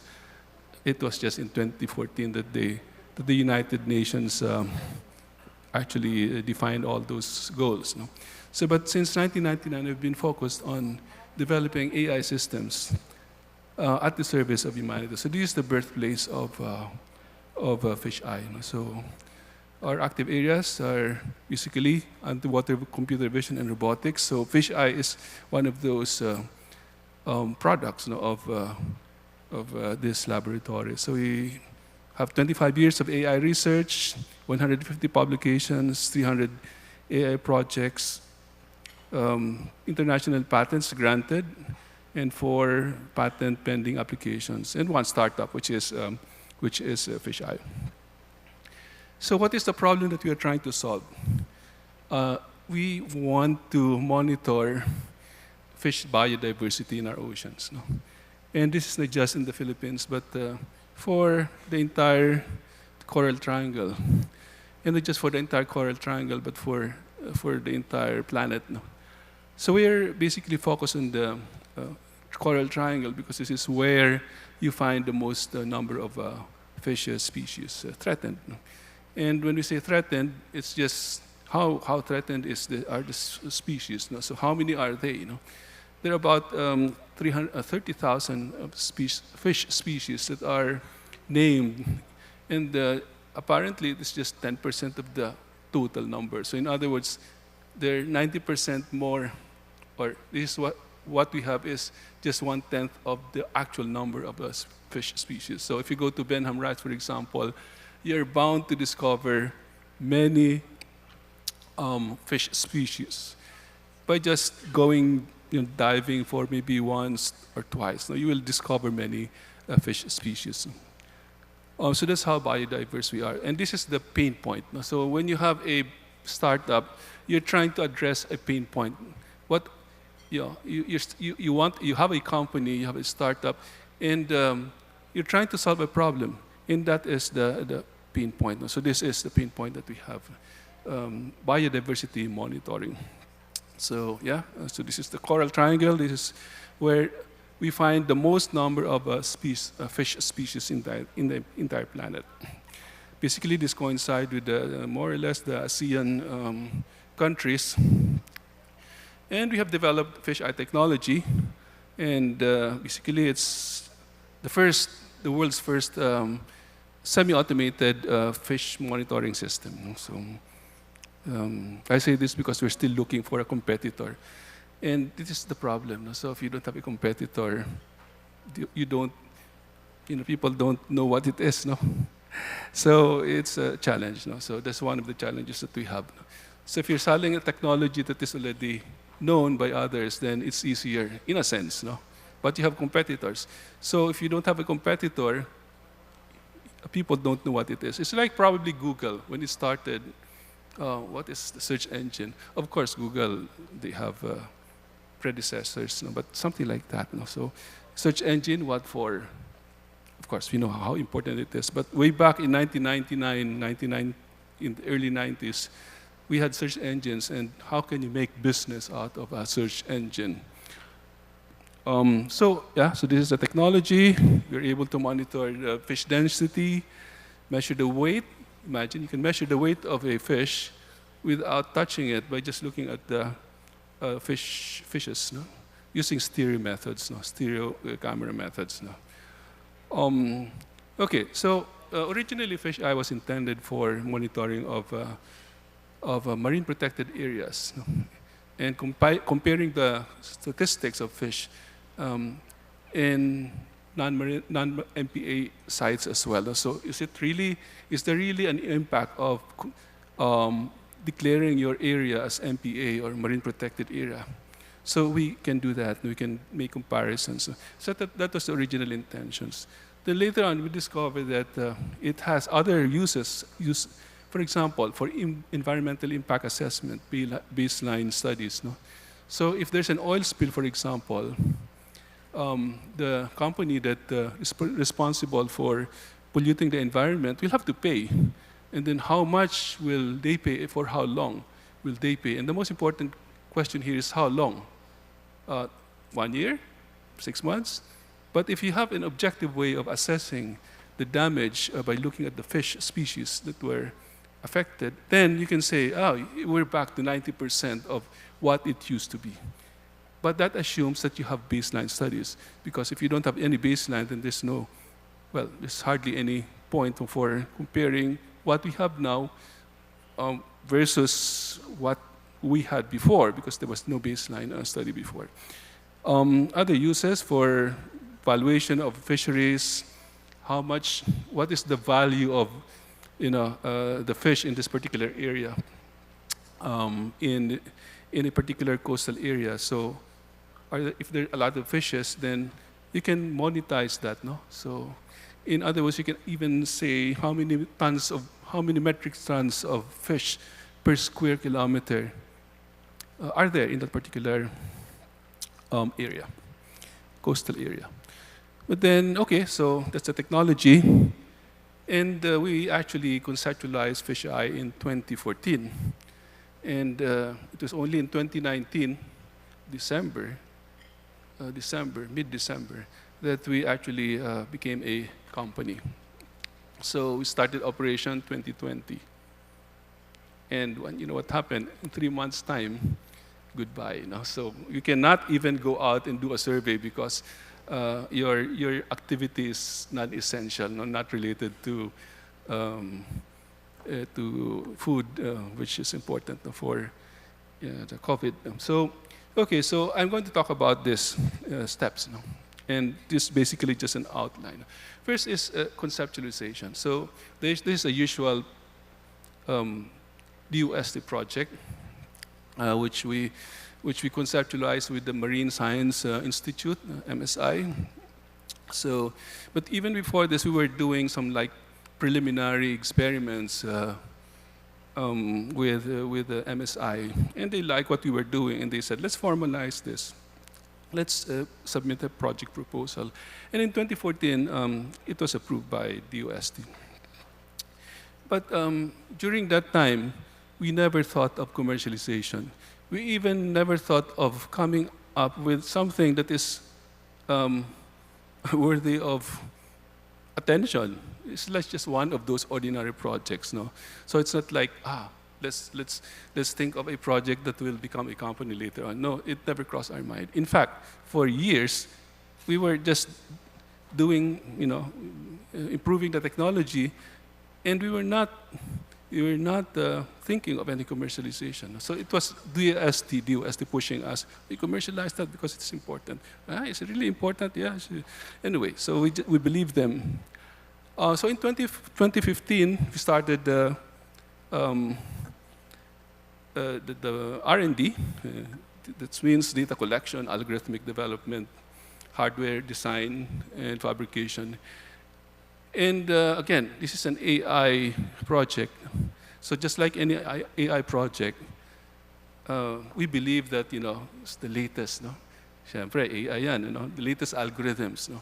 At that time, 2015, at the time we were working on this, and even before that, there were not enough tools. There were practically no tools. TensorFlow wasn't there yet, so I'm familiar with TensorFlow. It wasn't there yet. We were using Café, and even some, things like Lua. So, which means that you have to learn another language in order to use the software. So it was quite challenging. But then in the end, we discovered that the algorithm is not very important. So just like any AI project, it's not very important. You might think that you have the best algorithm. Even if you made your own algorithm, you're only good for 6 months. Why? Because somebody else will think of something better. So what is important is your data. So what adds value to any AI project is not so much the algorithm, it's the data. Because I can share with you the algorithms, and you will not be able to reproduce what I have unless you have the data.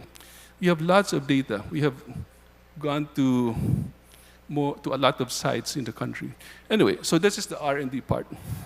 And now after that, DOST said, hey, why don't you disclose that? Okay, so we went to UPTTBDO, we filed an IP disclosure, and then we filed a patent with IPOFIL.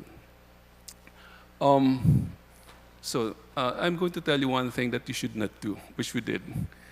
Submit your paper, your research results to a conference. Don't do that. And we made that mistake. Okay? Before, even if your paper is ready, don't submit it yet. Submit it the day after you filed your patent with IPOFIL. Because if you do that, you basically cannot patent your technology in most countries. European Union, wala na yan.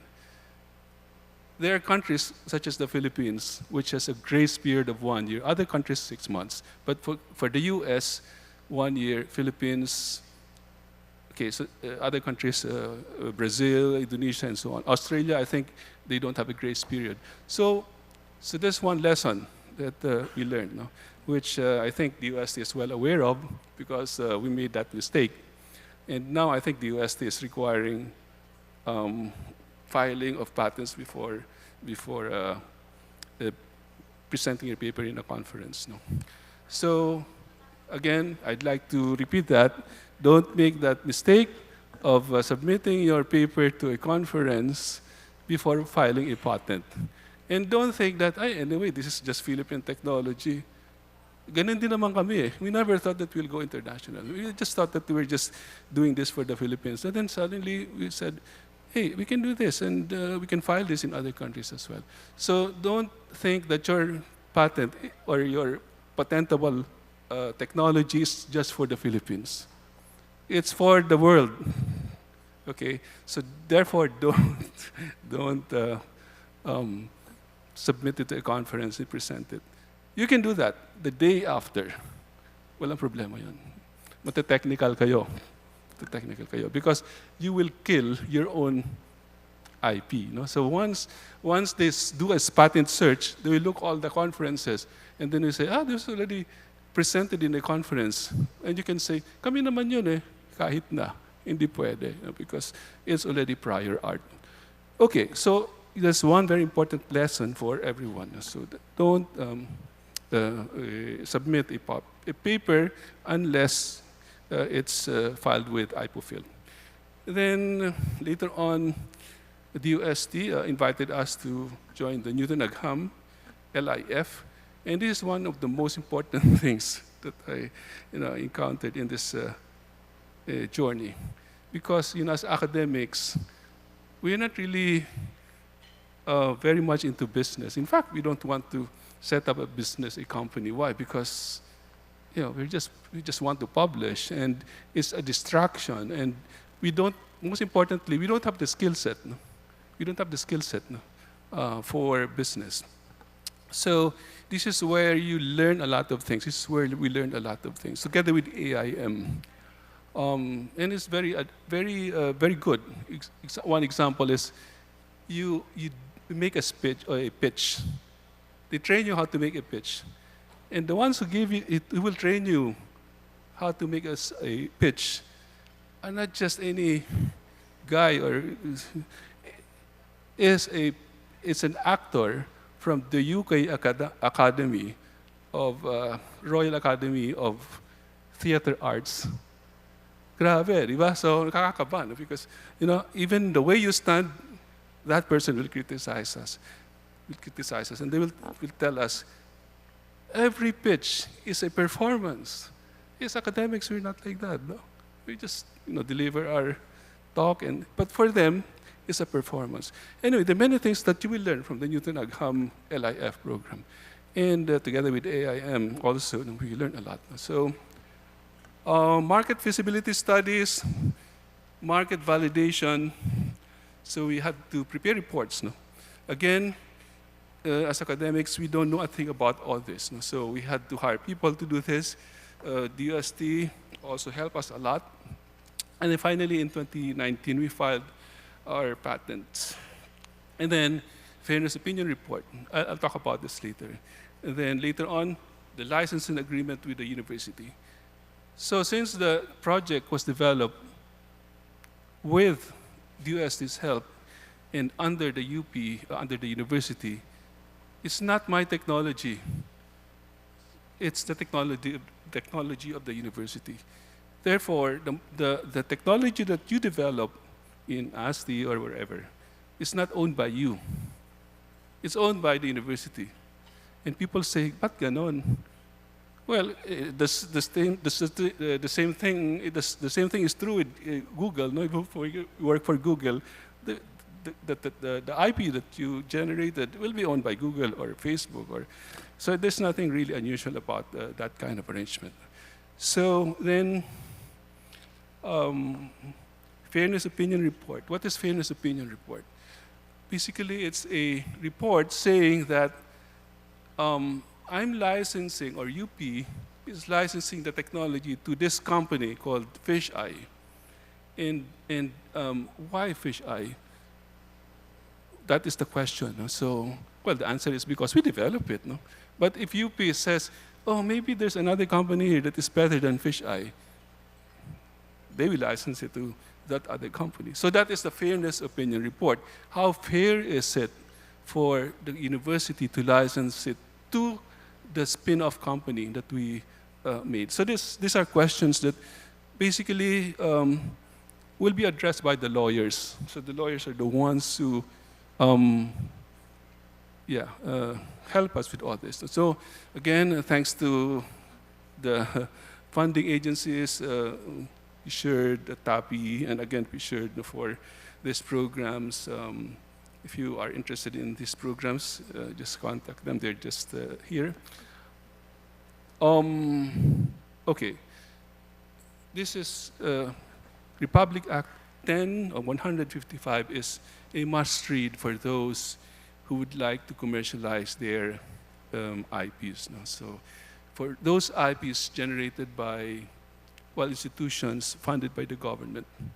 So you need to read this because there are lots of things here that, that you need to know, and don't be surprised by some of the rules that are, outlined in this RA. So again, I said, avoid premature disclosure of inventions. So don't publish. Not just publish. Don't even post it in Facebook just to be sure. Okay, yung ba kasi nagmamayabang, we developed this, whatever. Don't post it in Facebook. Why? Because when you go international, the US Patent Office might say you made a public disclosure of that, of your invention in Facebook.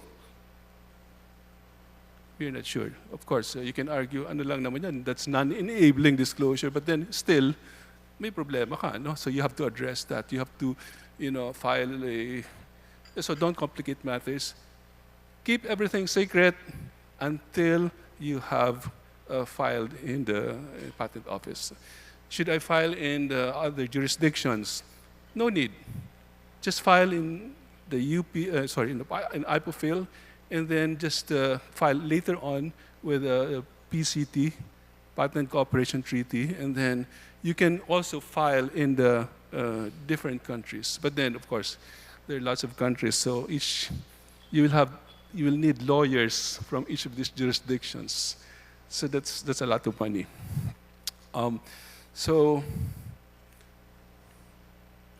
Okay, I think I already talked about this, but basically just to emphasize, written publications, oral publications. In a venue like this, I should not be disclosing any invention that I will patent. So just to be sure, no? Because somebody might just say, oh, I heard that in a talk in ASTICON. Okay, so you will have your own time, once you have declared file the patent. So don't get too excited about the technology. So even information published electronically in a website, so don't do that. Pati yung beta testing and so on. So if you want to beta test it with a third party, you should sign like an NDA just to be sure. So when you are in doubt, ask your TTBTO because the university's TTBTO, because they know what to do. They can give you advice. And you can also ask DOST.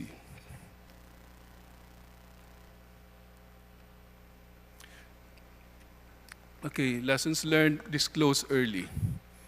Disclose early because somebody might have the same idea as you. Soonest. No? So, which means you will have to hire a patent lawyer, and if you are going to patent it in a country like Indonesia, it has to be in Bahasa, or in Portugal, it has to be in Portuguese, Spanish in Mexico, and and sometimes the translation fees are more expensive than the patent fees. That's our experience in Indonesia. They charge a lot for translating our patent document into Bahasa, more than what the Indonesian Patent Office would actually charge us. So, okay, so, but again, So since you don't know how to go about this, get in touch with your university's TTBDO, get in touch with DOST because they have gone through this whole process and they know what to do. They'll recommend to you certain law firms that can assist you in your disclosure. Okay, so after you have filed your patent with IPOFIL, the day after, or the very same day, or the very same hour, your technology is patented in the entire world. Or not patented, but it's already protected, which means no one else can claim that technology. No one else can patent that technology in any jurisdiction. Okay? So I file it in IPOFIL today or now. If somebody else files a similar technology, a very similar, closely related technology in the US, that entity will be infringing on my patent. Nauna ako, even if I file it in the Philippines. So there's already protection. But the protection is only for 1 year. So the next step is to file it in the individual countries, in the individual jurisdictions, because after 1 year, exactly 1 year, your protection will end, okay? So you'll have to file the patent in that jurisdiction, each of these jurisdictions. So ang dami niyan. Fortunately for the European Union, I think it's easier because for EU, they have just one filing. I'm not very sure of that, but then it's easier, no? Okay, now, if you don't want to file in the national phase, we call it national phase, you can go PCT, Patent Cooperation Treaty. And this will give you, I think, 30 months of additional protection. Okay, so IPOFIL, Philippine filing, gives you 12 months of protection. Then PCT gives you 30 months of protection for all the jurisdictions, for all countries who are signatories to the PCT. That means 152 countries. Okay? Now, after 30 plus 12, okay, 42 months, you are supposed to file it in each of these individual jurisdictions. If you don't, there's no more protection. Okay? So, very important. So, itong PCT is important for like delaying or not giving you more protection, longer protection. This additional 30 months. Okay, so yeah, so this is like a summary of the entire process. Local filing, then after 12 months, you have to do a PCT or Patent Cooperation Treaty filing that gives you additional 30 months, and during that, within that duration, 30 months pala, from the moment you file it in IPOFIL, not 30 months from the moment you file it in PCT. So I'm mistaken. So 30, it's called priority filing, priority date. So 30 months from the priority date. So within this 30 months, so you have this international search report. It's called international publication also. They'll publish this in all the patent offices and all that. So all these things are like done by the patent lawyers. It's called patent prosecution. So the lawyers will actually do all these things for you. Of course, you need to be informed and you need to pay. Yeah, yun yung problema kasi mahal yung mga yan, ano? So especially if you're in a foreign jurisdiction. So 30 months from the day you filed it in IPOFIL. Okay, so FHI is patented in these jurisdictions: Philippines, USA, Brazil, Indonesia, and Mexico. The other countries, of course, if they copy it, I don't know.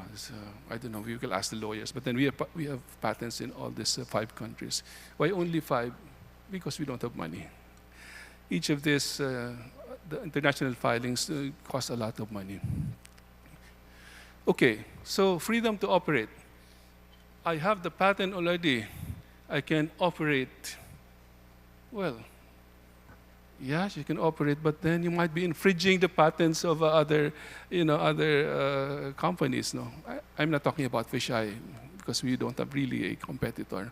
So freedom to operate is a due diligence process usually undertaken by you, the patent owner, of course with the help of the lawyers, that will determine the potential risk of infringing in your commercialization. Which means that I suppose I develop a cell phone and I have it patented and I was granted a patent. No? Maybe my cell phone is special because, well, it was granted a patent, right? So, but then I will be infringing, possibly infringing in many of the other cell phone companies against their patents, right? So that limits my freedom to operate, so to speak, which means the value of the company is reduced by that, no? By the possibility of lawsuits from other competitors. No? So again, this determination is done by lawyers. No? So when I heard about this, I don't even know what this is. So, but yes, it's very important to get this freedom to operate report, because it will tell you what not to do, what to do, or under which jurisdictions you have to be very careful of, in order not to infringe certain patents and so on. So TAPI produced this freedom to operate manual. It's downloadable. It's a long URL here, but no need to memorize that. You just go to Google, type freedom to operate, and you'll get access to this. So read this manual. Then intellectual property valuation. How much is your company worth? Again, of course, you think that it's worth a lot, no? Kayo nag-develop ng technology, no? But then you need an objective valuation, and this is done by people who do this evaluation. So there are companies and even law firms that do this valuation. So you'll have to approach them and of course pay for their services, and in the end they'll give you the report. No? So my company is worth so much, and if somebody wants to buy my company, it will be that amount more or less, no? Because that's the objective valuation of the company.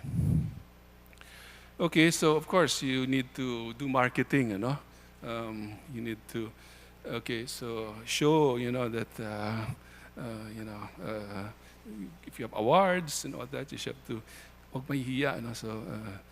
so we won this award, grand winner for the IP award in 2017. And so kukolektahin mo yung mga accomplishments ng mga awards, ng ayaw na. Sorry. Okay, so let's go back. Can we go back one slide back, please?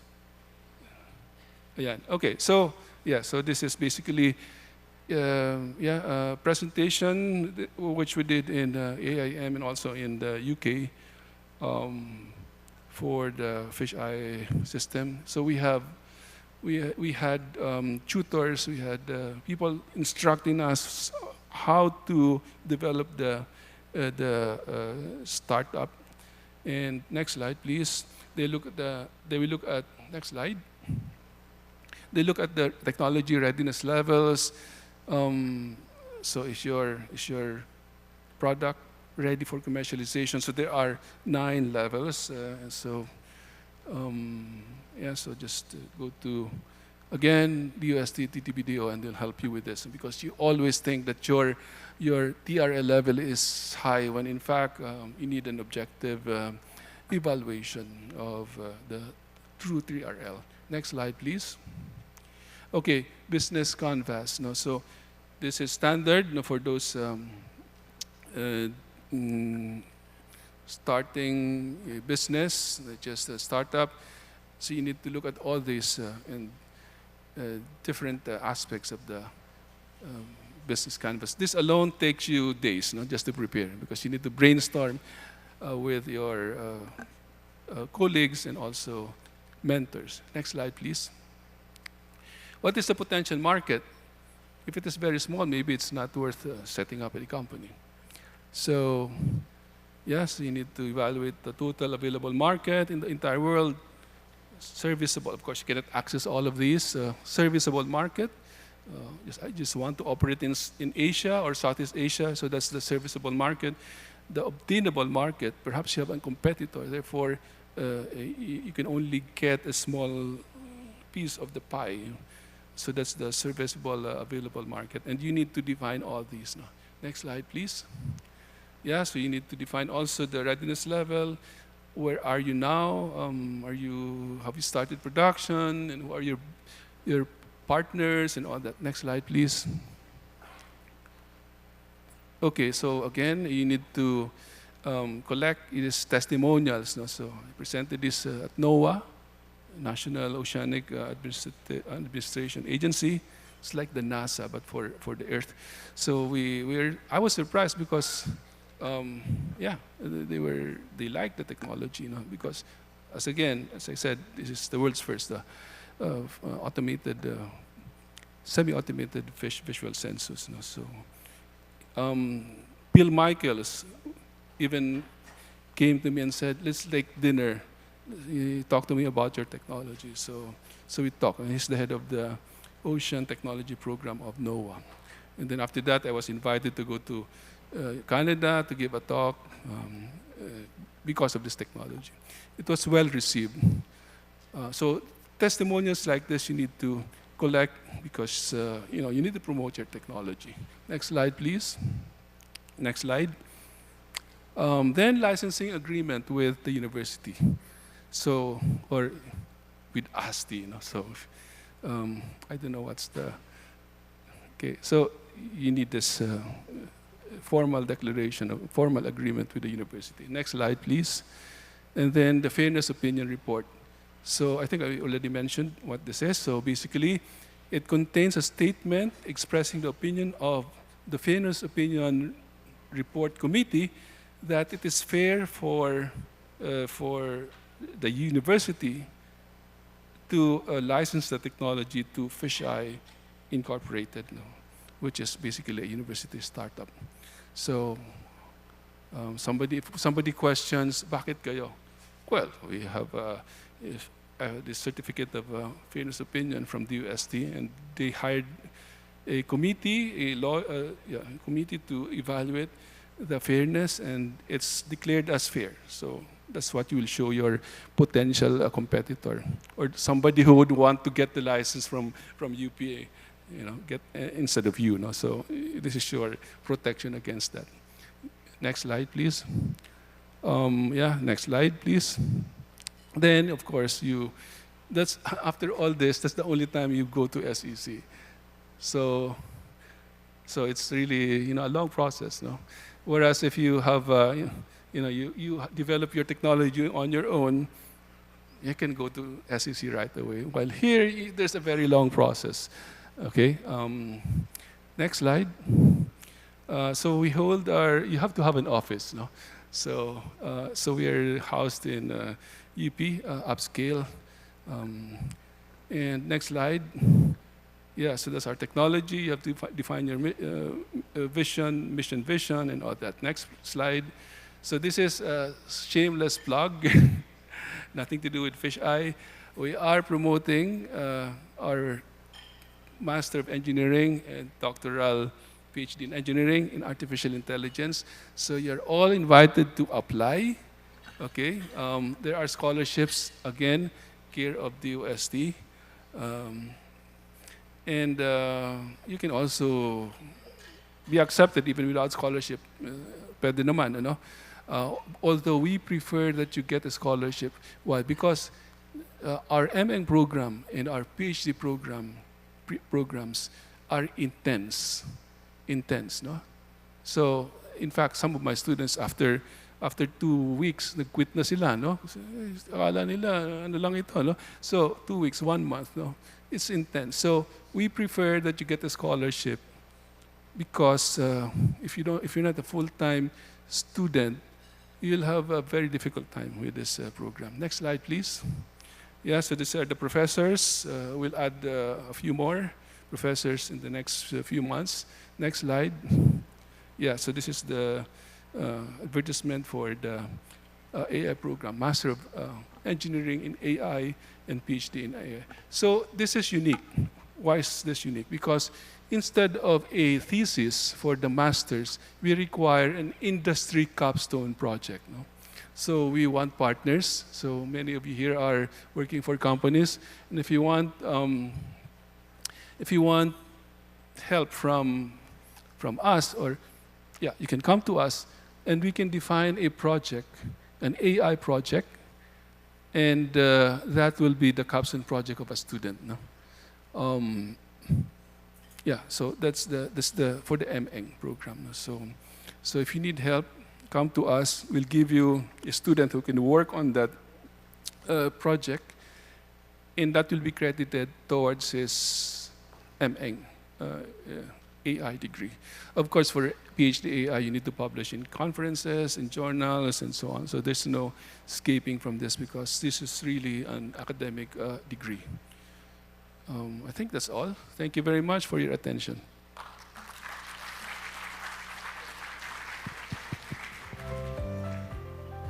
Again, thank you, Dr. Pros, for that very insightful speech. We're opening the floor for questions. So if you do have questions, kindly raise your hand and we will go right to you.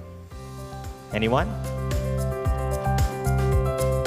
Sino yung may mga startup ideas dyan that want to ask more questions? So let us know.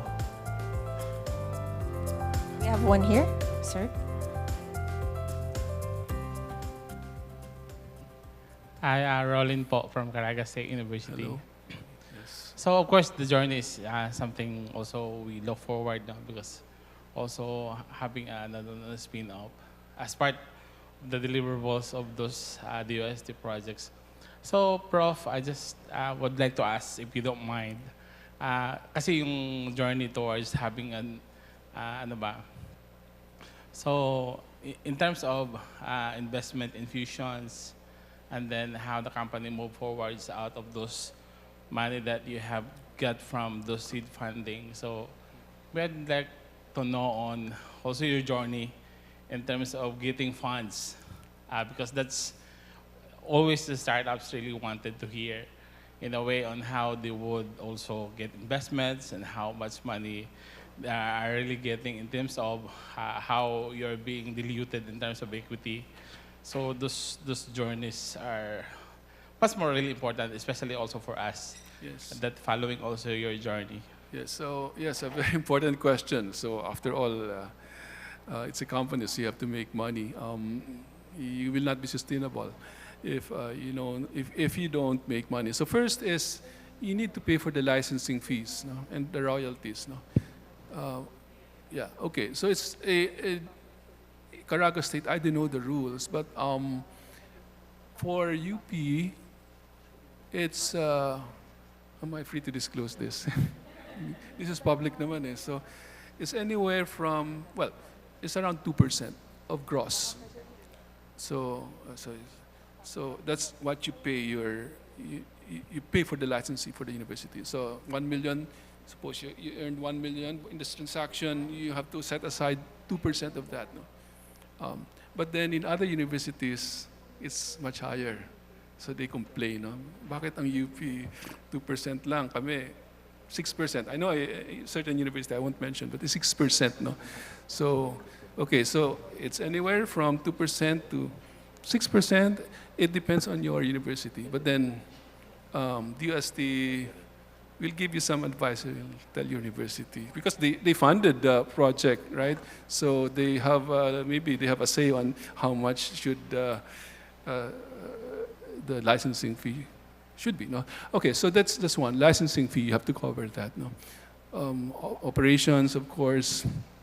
In our case, we started in basically year 2000, sorry, 2020, no? In pandemic, it was actually last year that we really started operations, no? Because we cannot do anything. So we're like sleeping, you know, for more or less 2 years, no? But in our case, we really don't need, you know, 1,000 clients. We just need 1 or 2 clients, because these clients are usually governments. So if you engage Indonesian government, for example, that's a huge amount, or NGOs. No? So fortunately, we already have clients, and in fact, our first clients are international clients. Ewan ko nga ba?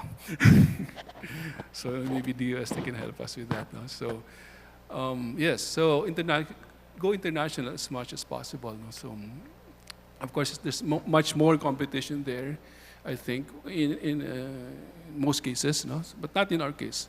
So yeah, so we have very little experience, because basically we just have 1 year, 1 year of operation. So no experience regarding dilution.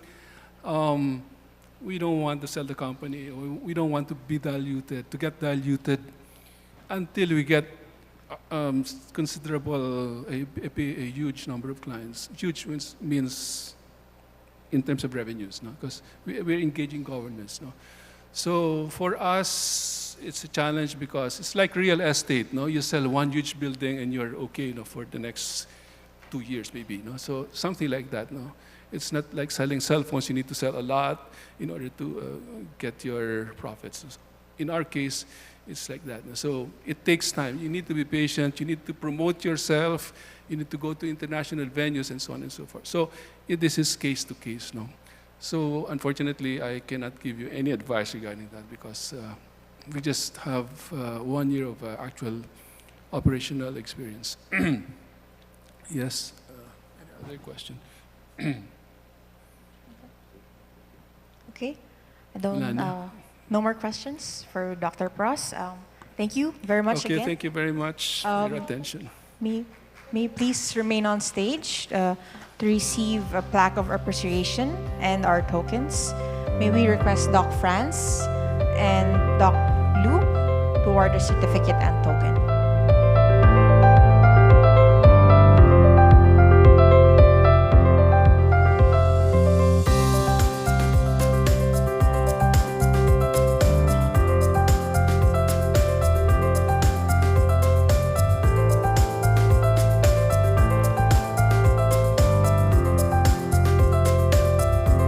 Let's give another round of applause to our second keynote speaker, Dr. Prospero C. Naval, Jr.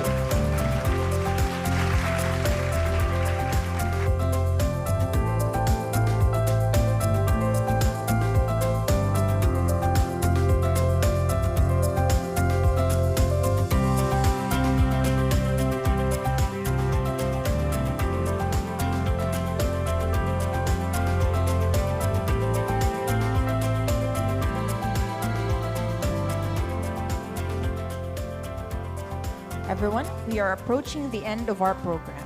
It is our honor to introduce Dr. Napoleon K. Juanillo Jr., the Assistant Secretary for Technology Transfer, Communications and Commercialization at the Department of Science and Technology, to deliver the closing remarks.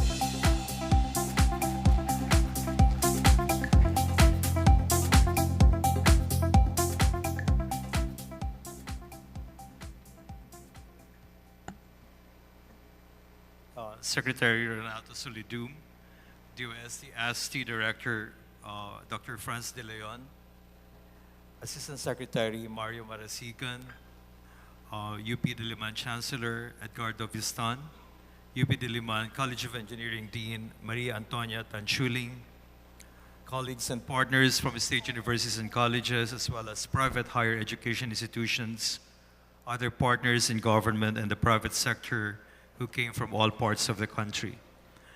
Pleasant good morning to everyone.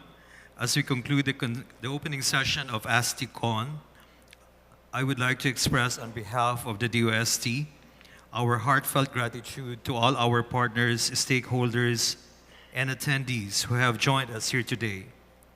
The Department of Science and Technology is committed to fostering an ecosystem that nurtures innovation, collaboration, and the seamless transfer of technology from the lab to the market. Our goal is to bring scientific discoveries to the public, either individually or collectively, creating products and services that benefit society as a whole. By doing so, those who bring these technologies to the marketplace not only create economic value for themselves, but also for everyone involved along the whole chain in the discovery and commercialization process. To ensure that inventors, researchers, and their institutions can benefit from their discoveries, it is crucial to have a regulatory and legal framework that protects these ideas. This ensures that these innovations can reach their full potential and be commercialized for the greater good of society. At the DOST, we are committed to guiding you through this process by propelling your ideas to greater heights. The technologies showcased today are prime examples of successful technology transfer.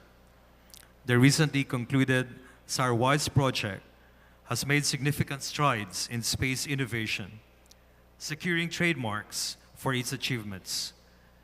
The KUHA project has obtained IP protection for its participatory photo and sensor data collection technology using mobile devices. The ULAT project's tools and inventions are deployed nationwide and utilized by many Filipinos for disaster management. And the RAIN project's technologies are addressing the digital divide in distant areas. To our students, faculty, researchers, investors, and private partners here today, it is imperative that we protect our works. These collaborations and resulting technologies are impressive, and we must work diligently to safeguard the technologies developed by Filipinos for the Filipinos. The Department of Science and Technology invests millions of pesos in research and development annually. Beyond improving health, safety, and quality of life, these investments can provide significant economic benefits when they result in new commercial products. DOST projects, services, and programs are designed to offer researchers and future scientists the opportunity to launch their inventions and potentially growing companies and driving economic growth. I would like to announce very proudly that in collaboration with ASTI, by early August this year, the DOST will be launching Program Propel. Program Propel opens up for every Filipino within the university, outside the university, in communities, independent enterprises, retired scientists and professors, anybody who has an idea, a science and technology idea that can be trials, evaluated, scanned, and I should say validated by our network of scientists and researchers.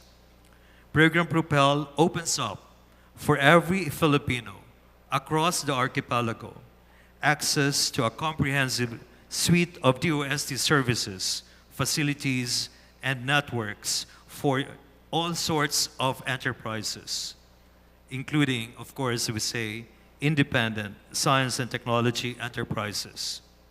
We offer services from ideation to triaging to product development, and we will be working very closely with the Philippine Chamber of Commerce and Industry and the various industry associations.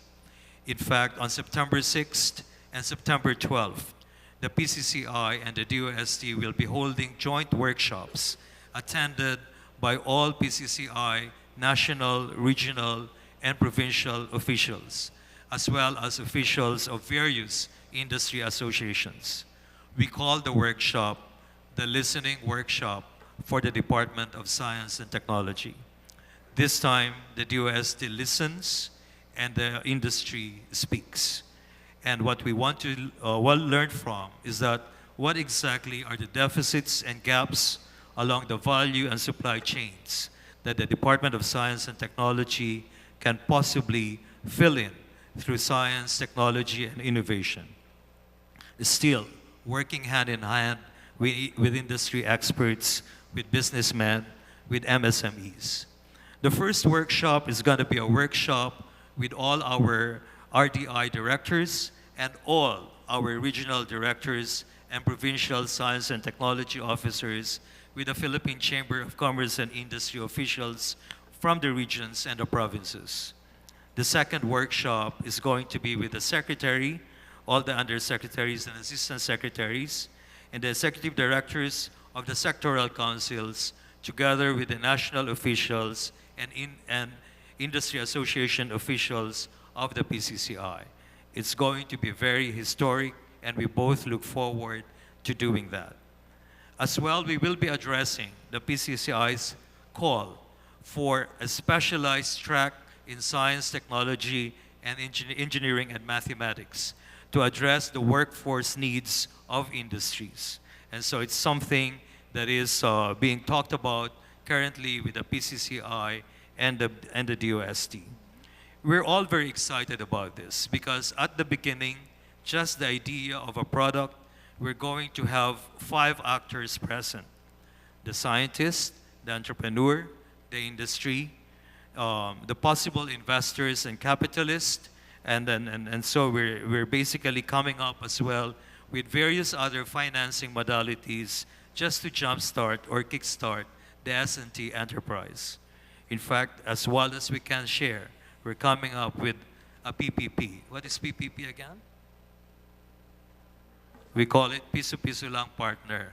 Any Filipino with a peso who is interested to kind of fund or contribute to us S&T enterprise is going to be welcome in this kind of initiative. We're also talking about another program called Techno Transfer, a Filipino who doesn't have a peso but willing to contribute talent, skills, expertise, and time is going to be part of this whole Propel enterprise.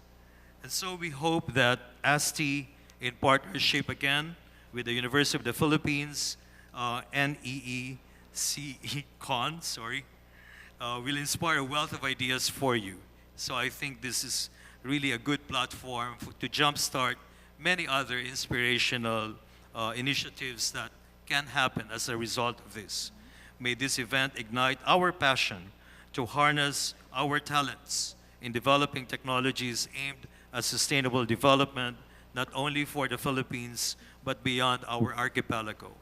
Indeed, our tagline for program Propel is accelerating innovations in the Philippines and propelling innovations in the Philippines, because we want to build islands of ventures, and by doing so, we build an archipelago of wealth.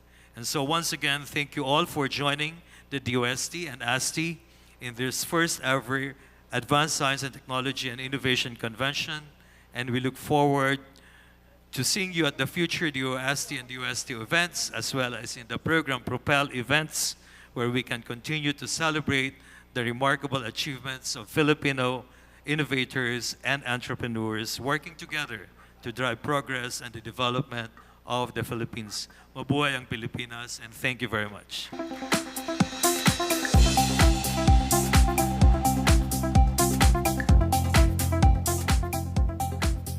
Thank you, ASICNAP. We are always grateful to you for gracing our events. And that's the end of our opening program. Once again, we extend our thanks to Advanced Energy, Techmark Keysight Technologies, Embedded Silicon Technology Solutions Corp., Meralco, Analog Devices Incorporated, Presidium PH Corporation, Road and Schwartz Philippines Incorporated, Alexan Commercial, Maker Lab, Samsung Electronics Philippines Corporation, and Challenge Systems Incorporated for their invaluable support to the NEECECON 2024. We would also like to thank UP's Computer Center for providing us the necessary tools we need for the connectivity of this event. Before you go for lunch, we would like to remind you that there are research posters spread out inside Monet Ballroom 3. That's the ballroom to my left. The researchers will be beside their posters from 12:40 to 1:05 p.m. So please feel free to go around the other ballroom after your lunch. The technical sessions will proceed this afternoon in both ballrooms 1 and 3. So the technical sessions, we have technical session 1, AI and Smart Cities, technical session 2, Power and Energy, technical session 3, Environment Monitoring, and technical session 4, Electric Vehicles and Energy Storage.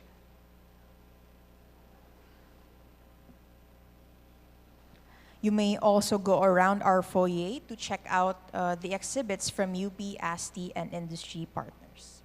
So should you have any questions about the projects and services featured in this convention, please message us through the DOST-ASTI Facebook page or through our communications unit, and anyone from the team will try to answer them.